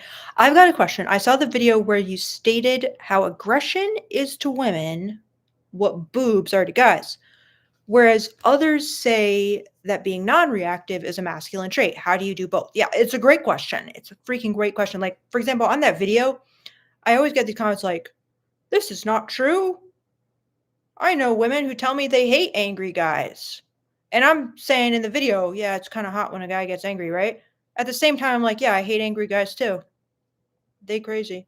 But this guy's angry. So. Do I seem angry to you guys?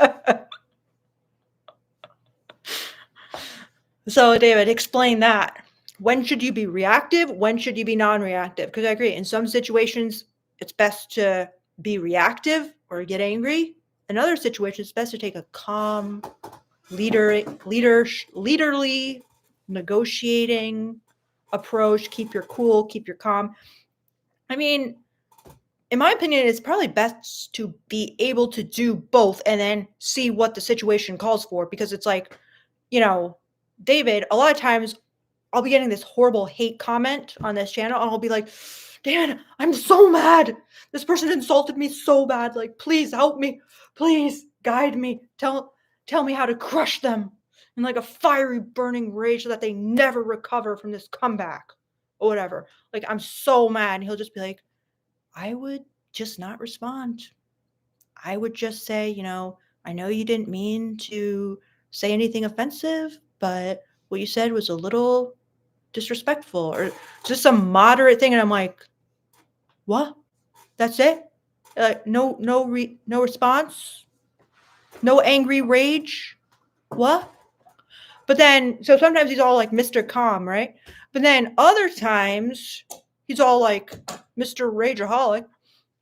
And I'm like, okay, well, sometimes, it's good because there's been times where he's kind of used Mr. Rageaholic, and I've been feeling like, thank God for Mr. Rageaholic. Like that one time, remember in Las Vegas when I was trying to have a book club, and then some guy started like attacking me, was like just being all mean to me, and you're like, whoa, like you're just kind of like, let me handle this, and then you just like attacked that guy, basically, not physically, but kind of like verbally, and he backed down, and I'm like, That's why I got Mr. Rageaholic on my team. Set him straight. Yeah. So it can be very attractive, and it's like in the bedroom sometimes. I like a guy who's able to like almost do like a fake anger. You know what I mean? Now, do I like it if he actually gets angry at me and starts like actually being like, oh, toxic? No, I don't. But do I like that he kind of can access that and use that for my pleasure? Yes, I do. What do you think, David? Well, I mean, I'm just thinking about it now, but I mean, well, that's not entirely true, but I think that anger and lust are kind of similar in this way as far as like masculinity goes, where it's just like you are like a ball of anger. You are a ball of lust that is like ready to explode. Wait, what is this, David? As a man, but you are keeping it under control, right? So, like, I don't really agree with like this impassive idea of masculinity. Like, Victoria does this thing called S Factor, and they have these guys hold space, and the guys are very much like mannequins. They just like stand there, and I'm like, no, this is not how you do it. Like, you do want to like be the rock there for these women as they like cry their eyes out and say like my father never loved me or whatever. Well, they're pole dancing. Yeah. Mostly S Factor, it's pole dancing, and they're doing like sexy like pole dances and like dancing their heart out. And then the guys are just sitting in like the lap dance chair that they call it, like holding space. But they get it from these like tantra spiritual masculinity communities. And the way they coach them like how to be masculine, they're just like, be the oak tree, be completely imperturbable, like you are consciousness itself. You are just an immovable rock. And it's like the women are like, do you want to fuck me? Basically, like in dance, they're like, what? I see nothing. I am an oak tree. Whereas like a real man, like in a strip club, is like, let me just grab that. But I can't because I'm being good in the lap dance chair. That's more like good masculine energy than just, I am consciousness itself. I see nothing. I do nothing. I'm like, how's that sexy then? Yeah. What are you doing that's sexy? Where's your lust? Like, I want to be the guy where it's like, I am about this far away from tearing your clothes off, and the only thing that is stopping me is your consent. Oh, David, that was brilliant. That was so good. That was hot. Michelle, where's Michelle? Was that hot? And I think anger can also be a little bit the same way. Like Victoria was talking about how she's like, Michelle said it was hot. Friends with a lot of guys, right? Michelle said, ha, ha, ha, ha. Yes, it was hot. Yeah. So she likes me to be jealous, right? She doesn't want my anger directed at her, but she likes to like bring that out of me, right? So, like I let her know, like, hey, I don't like it. I don't like it when you hang out with these guys. I call them names and stuff, which I don't really mean, but just like express like, hey, I don't want you hanging out with any other guys, just me, right? Mm-hmm. But at the same time, I'm like, I am restraining those jealous impulses and letting you do what you need to do to live your life. Mm-hmm.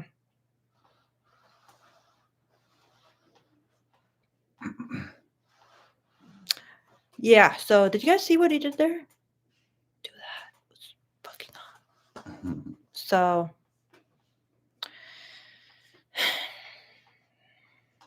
that was good. That was a freaking truth bomb, David.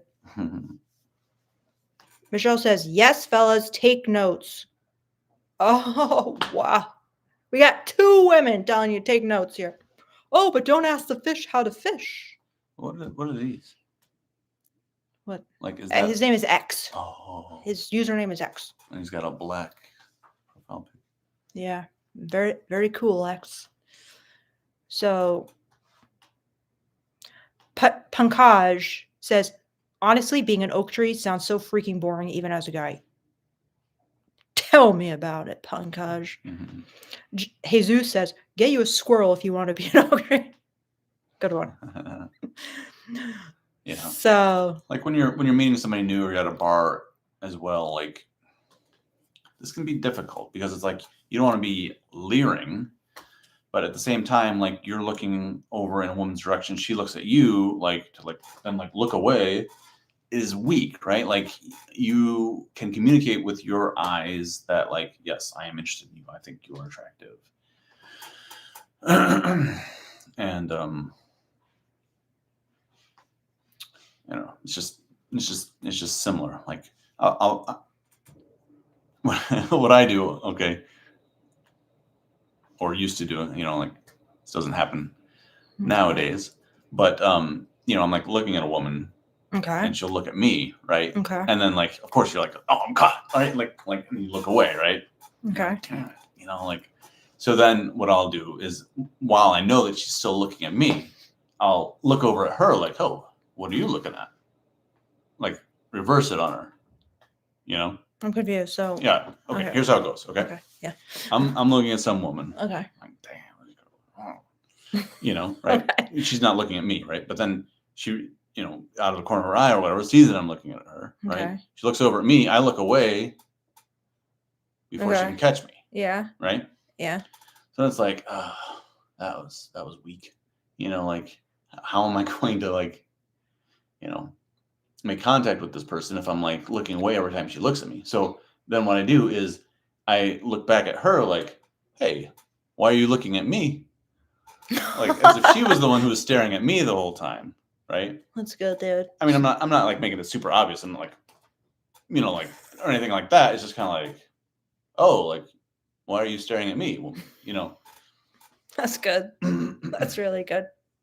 And then, you know, I mean, like you can actually like then go on from there and like, you know, walk up to her. And you don't have to say like, oh, I saw you looking at me. You know, just like walk up to her, and then she's kind of like on the back foot, like, oh, like he saw me looking at her.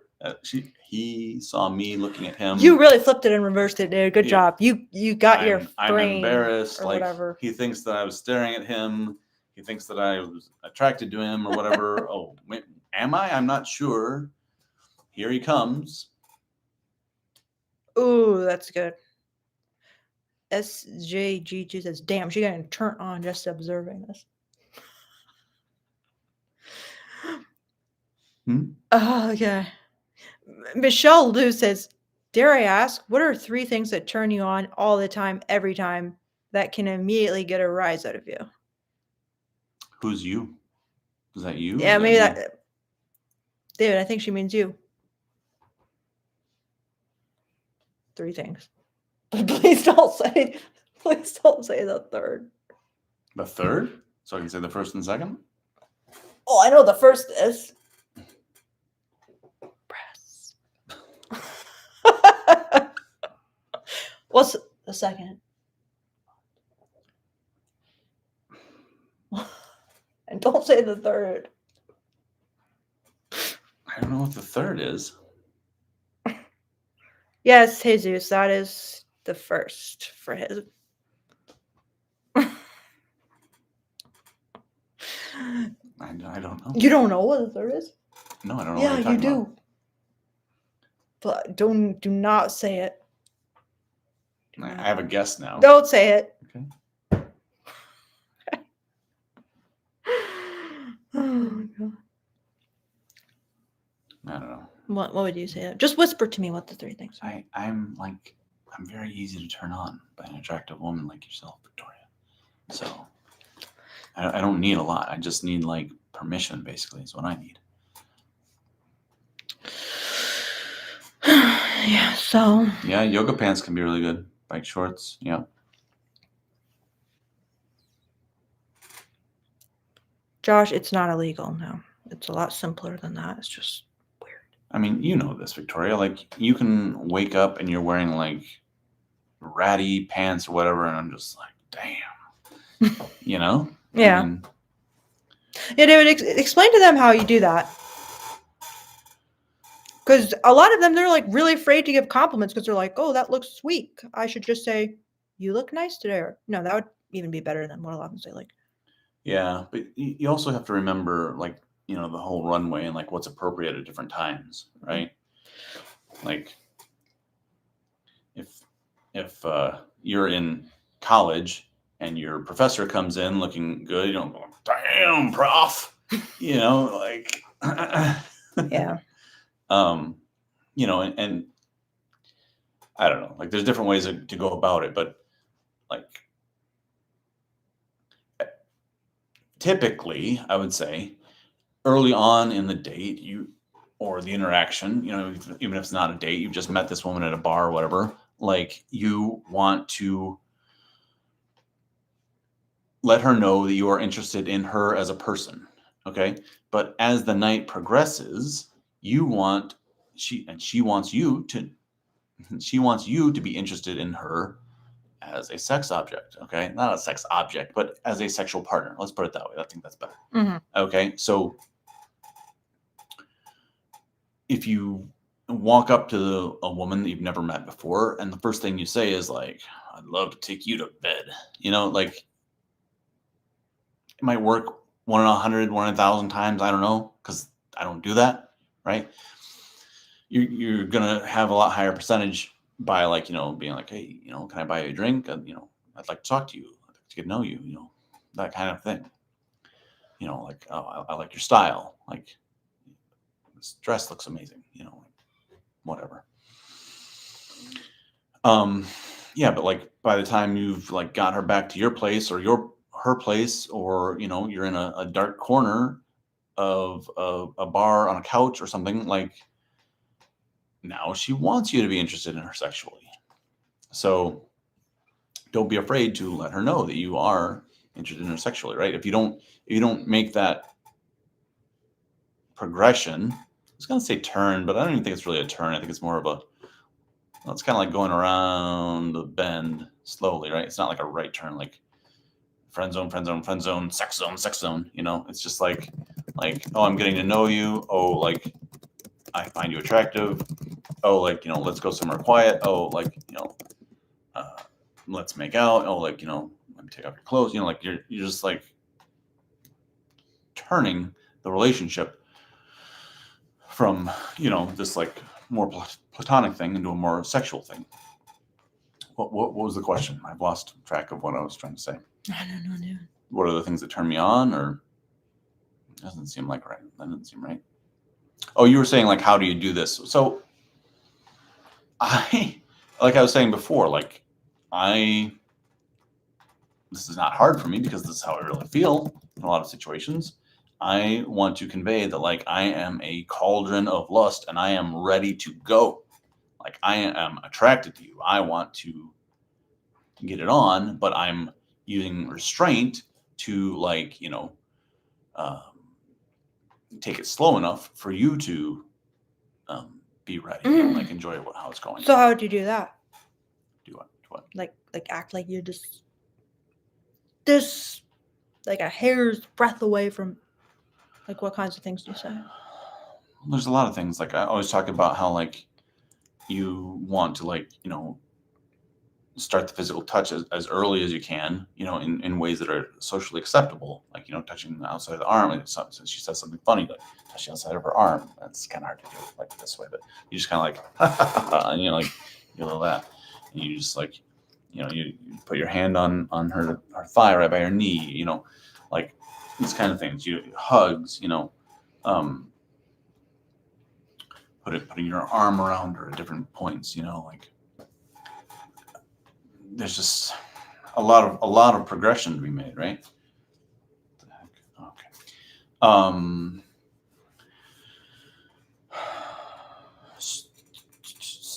So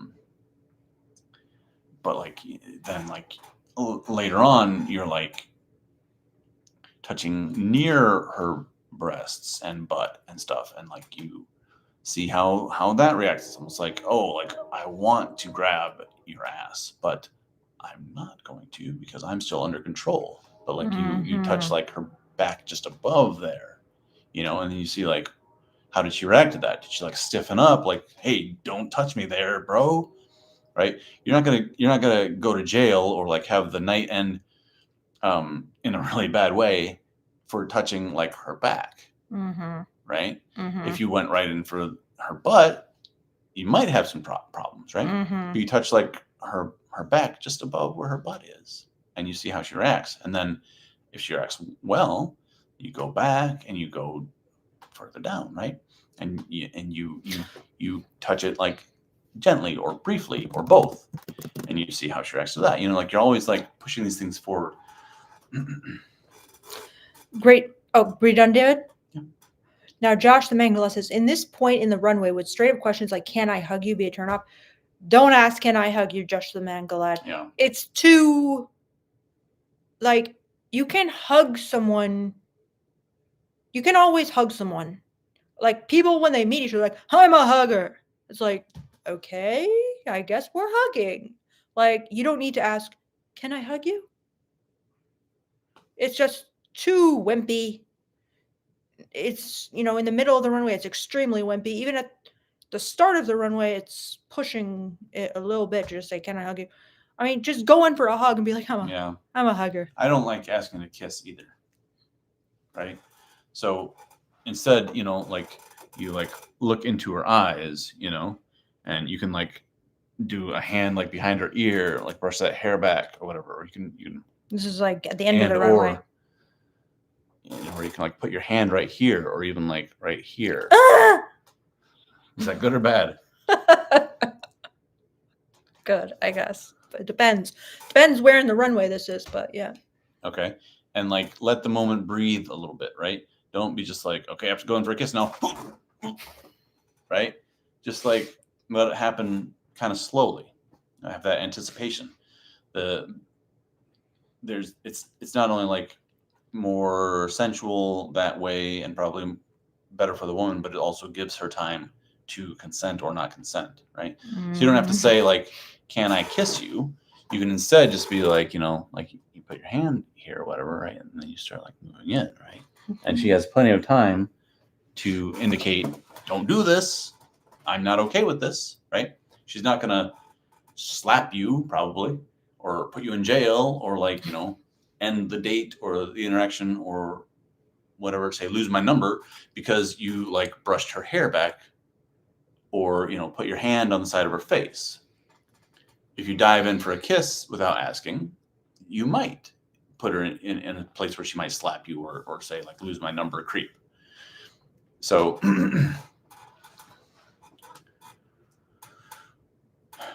great advice, Dad. Very pearls of wisdom. Wonderful. Ashish says, hey, Vic, just wanted to thank you. Your points have immensely helped me over time. Thanks. Wow, Ashish. Incredible. What points helped you, if you don't mind me interrogating you just a little bit? Because I'm curious, Ashish. That's amazing. Please tell me more. Michelle Lou, we love a playful throat hole. Oh! I was mentioning that on our last live as well. Yeah, he was trying to choke me on the No, I was not. I was not. I was saying like this is actually a trick I learned in strip clubs.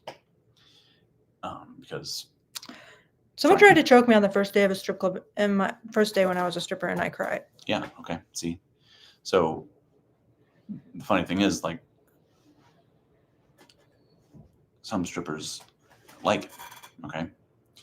But a lot don't, right? And so, like, how do you know? Okay. Well, here's how you know. Okay. You don't grab somebody and start choking them, right? Instead, you just like you don't. Okay. If you're like at the point where you can like touch her here, I'm scared. Without her freaking out on you, right? Then you go from touching her here or whatever to like you just touch real briefly, really gently, and you move on. Okay, that would be better than what this guy tried to do. Of course, this works. This is tried and true.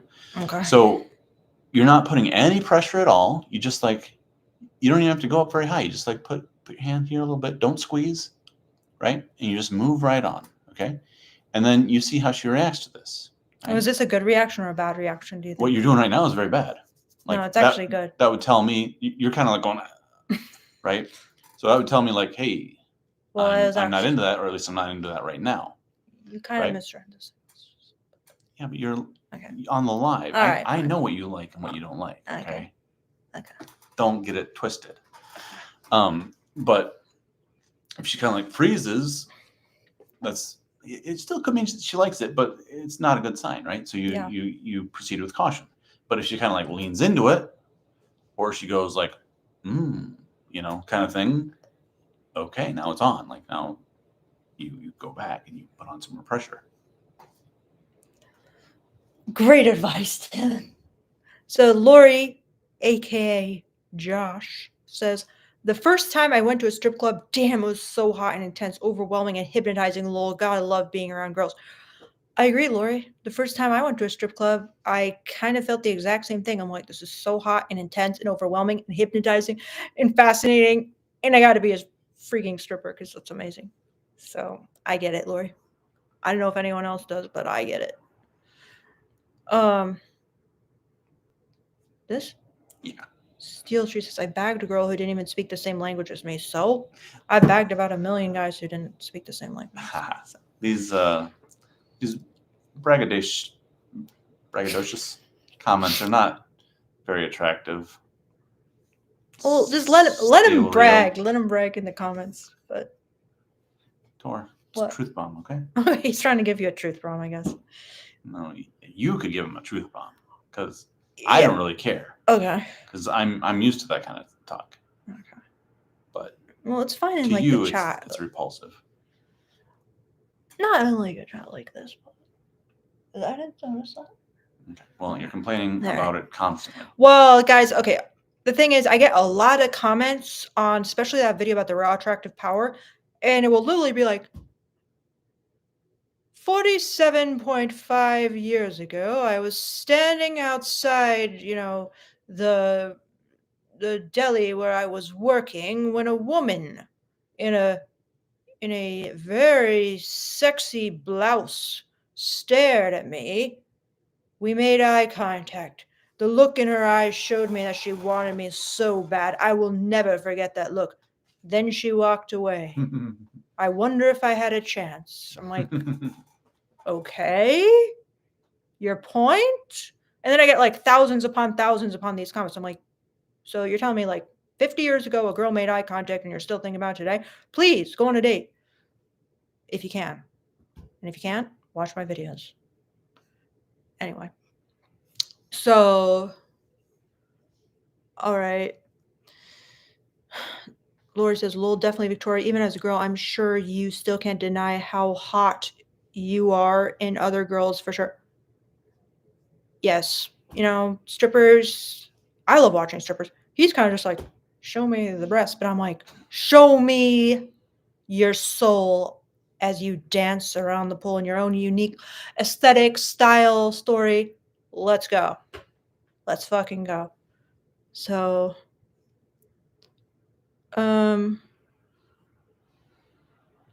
pretty late, Tor. All right, we gotta go. Well, you don't have to go. Lonnie says, like up the live chat. Thanks, Nani. So supportive, as always. You got 84 likes. Nani thinks it's not enough, so thank you, Nani. Michelle says, when is your next live? I'm not sure, Michelle, but I believe if you turn on that notification bell, you can get notified. Yeah, Victoria doesn't like to schedule them. I don't. During NFL season, I think it was more consistent. Yes. Whenever there's an NFL game on, that's like a big game, whatever, you can probably bet money on the fact that I'll be on it live because David's watching that game. So, thanks, Michelle. So, all right. Well, any last questions for Beardo before he pieces out? Michelle used to love going to the strip club as well. Yeah. With my husband, when we first dated. We met in a strip club, basically. Yeah. We don't go very often, though. Not anymore. Because I learned more about this guy's behavior in a strip club, but no. Like, when we've gone, you've been very respectful, but when we went to a strip club together, like, I left to go to the bathroom. This was like on our first date. On our first date.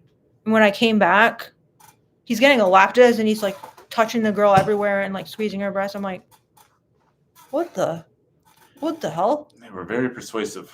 What the hell, bro? What is this?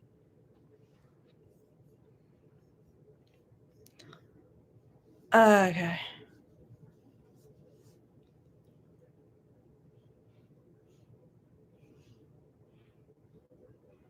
This guy says girls shouldn't go to strip clubs with guys, lol. Well, that's your opinion. As a former stripper, I say girls should go to strip clubs with guys. It's good. Very good. Gracie asks, what was the most valuable habit Beardo did to learn? There's I a like lot. the way I you mean, phrased that. You have to actually I'm confused. care enough to learn, right? But I think being in a relationship is really underrated as far as learning. Like, it's hard to learn something about what women really like from like a one night stand or something like that, you know. So before I got into my first long-term relationship, I really had no idea about women. And of course, I've learned a ton from being in my relationship with Victoria. So a lot of guys are scared to get into relationships, but I don't think you need to be. You need to like stand your ground as far as like how much of a relationship you want to be in, you know, how willing you are to, you know, be monogamous and all that kind of stuff. You need to be honest and, you know, stand your ground about those kind of things. But if you don't like see the same girl over and over and over again, it's going to be really hard to learn. Good advice, Dale. All right. Anyone want to see a good demo from Beardo? Demo? Dominance demo. Haven't I already done those? I kind of wanted to see it again. See what? You demonstrate again. Demo what? Being a dom. In what way? Well, I don't know, guys. What do you guys want to see him do? I think you should maybe do a demo of like. Maybe you could talk about your kind of like abusive boyfriend persona. Well, see, a lot of the things that we do are like beyond something you would do with somebody that you don't know very well. Yeah, for sure. So, I mean, we take it to some extremes, but that doesn't mean you can necessarily take it to those extremes on a first date or a first sexual encounter. Sure, but some of these guys are in a relationship. Yeah. Shave the beard, super dominant. I don't get it. How's that dominant? Tor, I really can't like demo what we actually do. It's Why too not? much. It's too much. People, you'll get thrown in jail? Possibly. You'll get banned from YouTube. No, I won't, because it's consensual, bro. Mm-mm. But Steel Tree feels like when he was younger, he was taught to treat women like a god and idolize them, so. Yeah.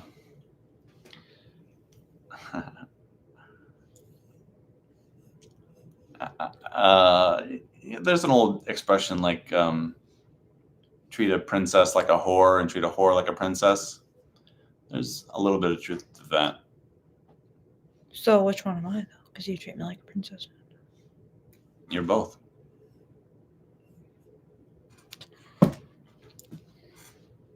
Okay. Any thoughts on interracial Princess dating? in the sheets and in princess favor. in the... I'm a freak in the streets and a princess in the streets and a freak in the sheets and a princess in the sheets. So. Is this live going to be posted? I don't know, Zon. Unless I get at least $50, I'm going to delete it. Oh. I'm just kidding. I just want to like hold it, like see if I could like extort you guys for money. No, 95 likes. 95 likes. I just wanted to like hold it ransom. Well, I did demo like the throat thing. I think that's a pretty good move. I also demoed like how you where you can put your hand before you go in for a kiss. Now I want you to demo more like verbal stuff.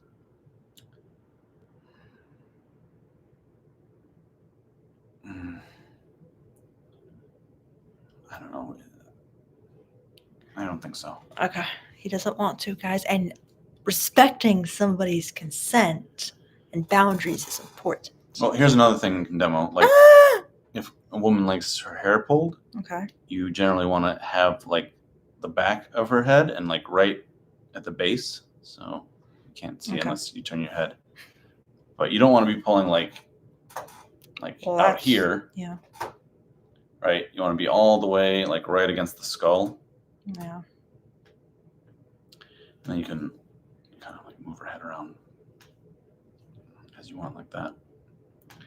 I mean, sometimes depending on who you're with and what she enjoys, you know, you can grab her hair in the back and push her face into the pillow, maybe even like violently. Okay. Good one, dude. That's a good tip. That you guys, I don't believe any of you will take. So, all right, guys. Well, this was one of the. Let's talk about how Vic doesn't like to be slapped. Sometimes. Believe me, if she didn't like it, I wouldn't be doing it. So, he's crazy.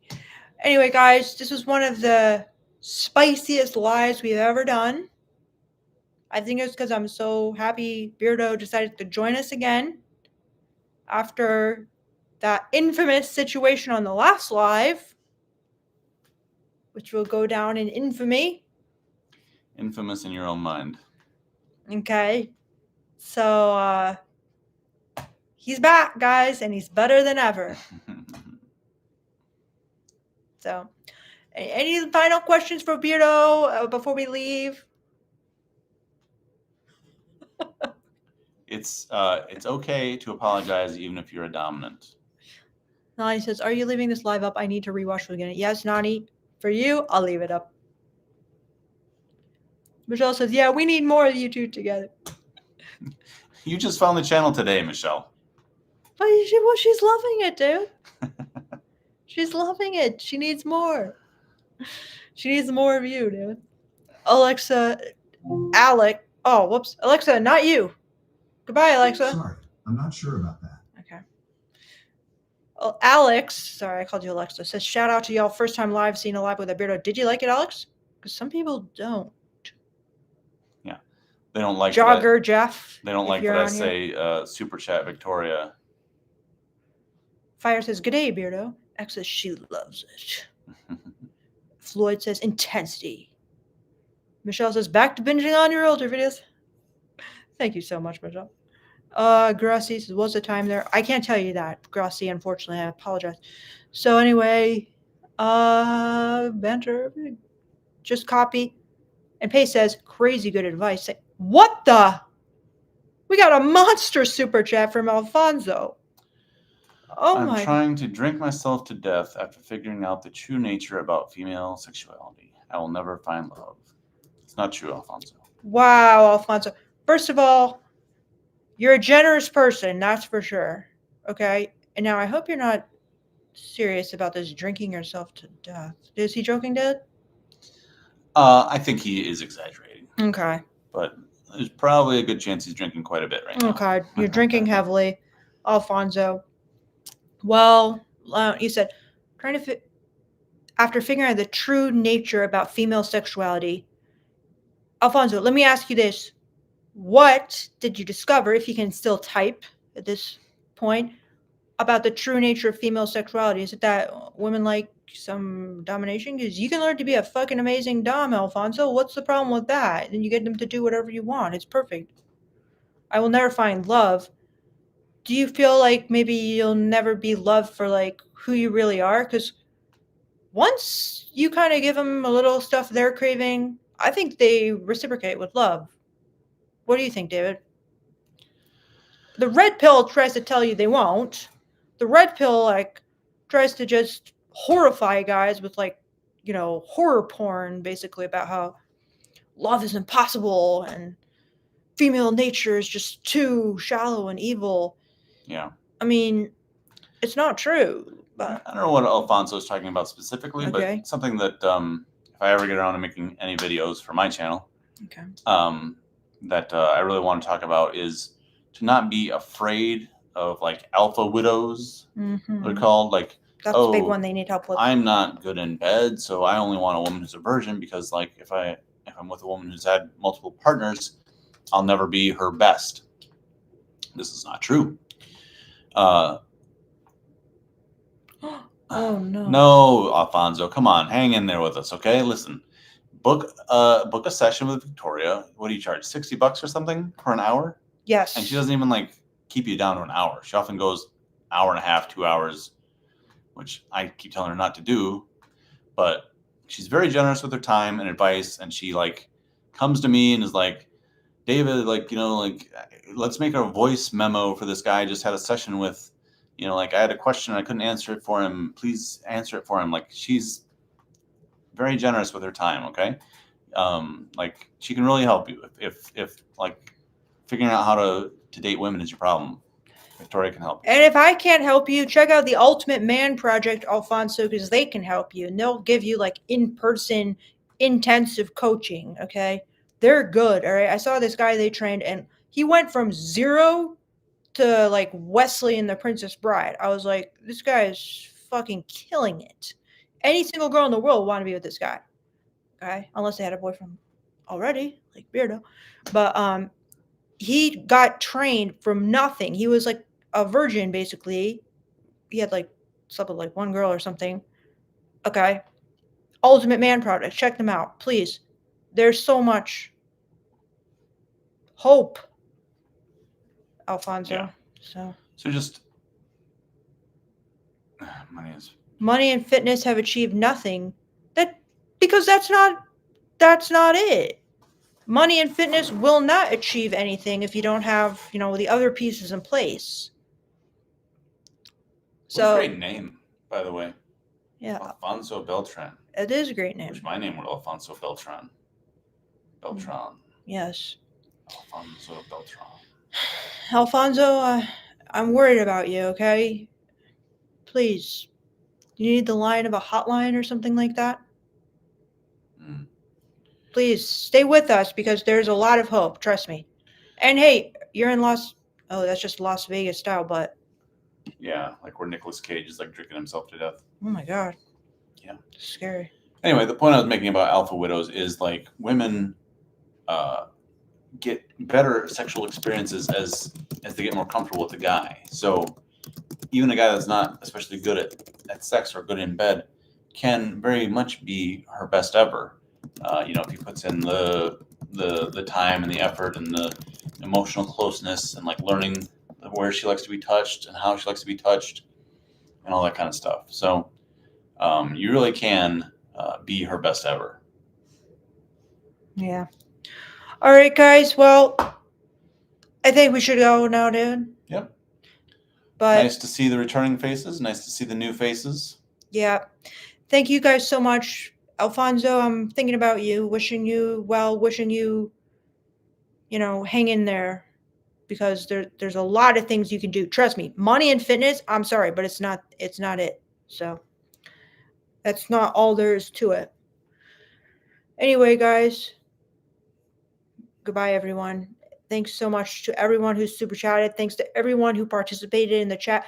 And thanks to those like myself who probably did not participate in the chat, but may have just been lurking the whole time because that's me in a nutshell. I'm an introvert and I never reach out. If I wasn't doing this channel, I'd probably never have commented once on my channel. So you guys can always email me, MyNonLeatherLife@gmail.com for coaching sessions. I charge $60.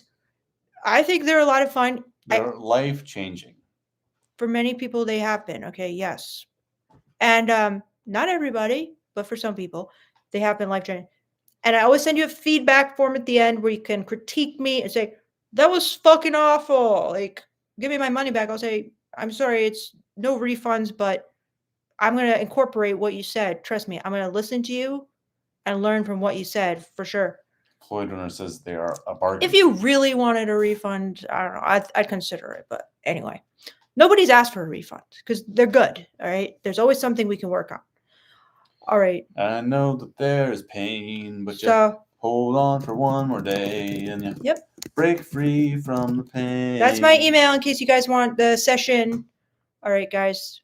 Peace out. Have a wonderful day or a terrible day, but hang in there. All right. Bye, guys. And if you don't need to pay for lessons, lol, ridiculous, that's fine too. Don't pay for lessons. Beat Just- it. Just Get the chill. F out of here, Tyrannosaurus Alan, if you don't want the lessons. Yeah, okay. You're just gonna There's block the everyone who door. doesn't want lessons. So Hit the bricks. all right. Bye guys.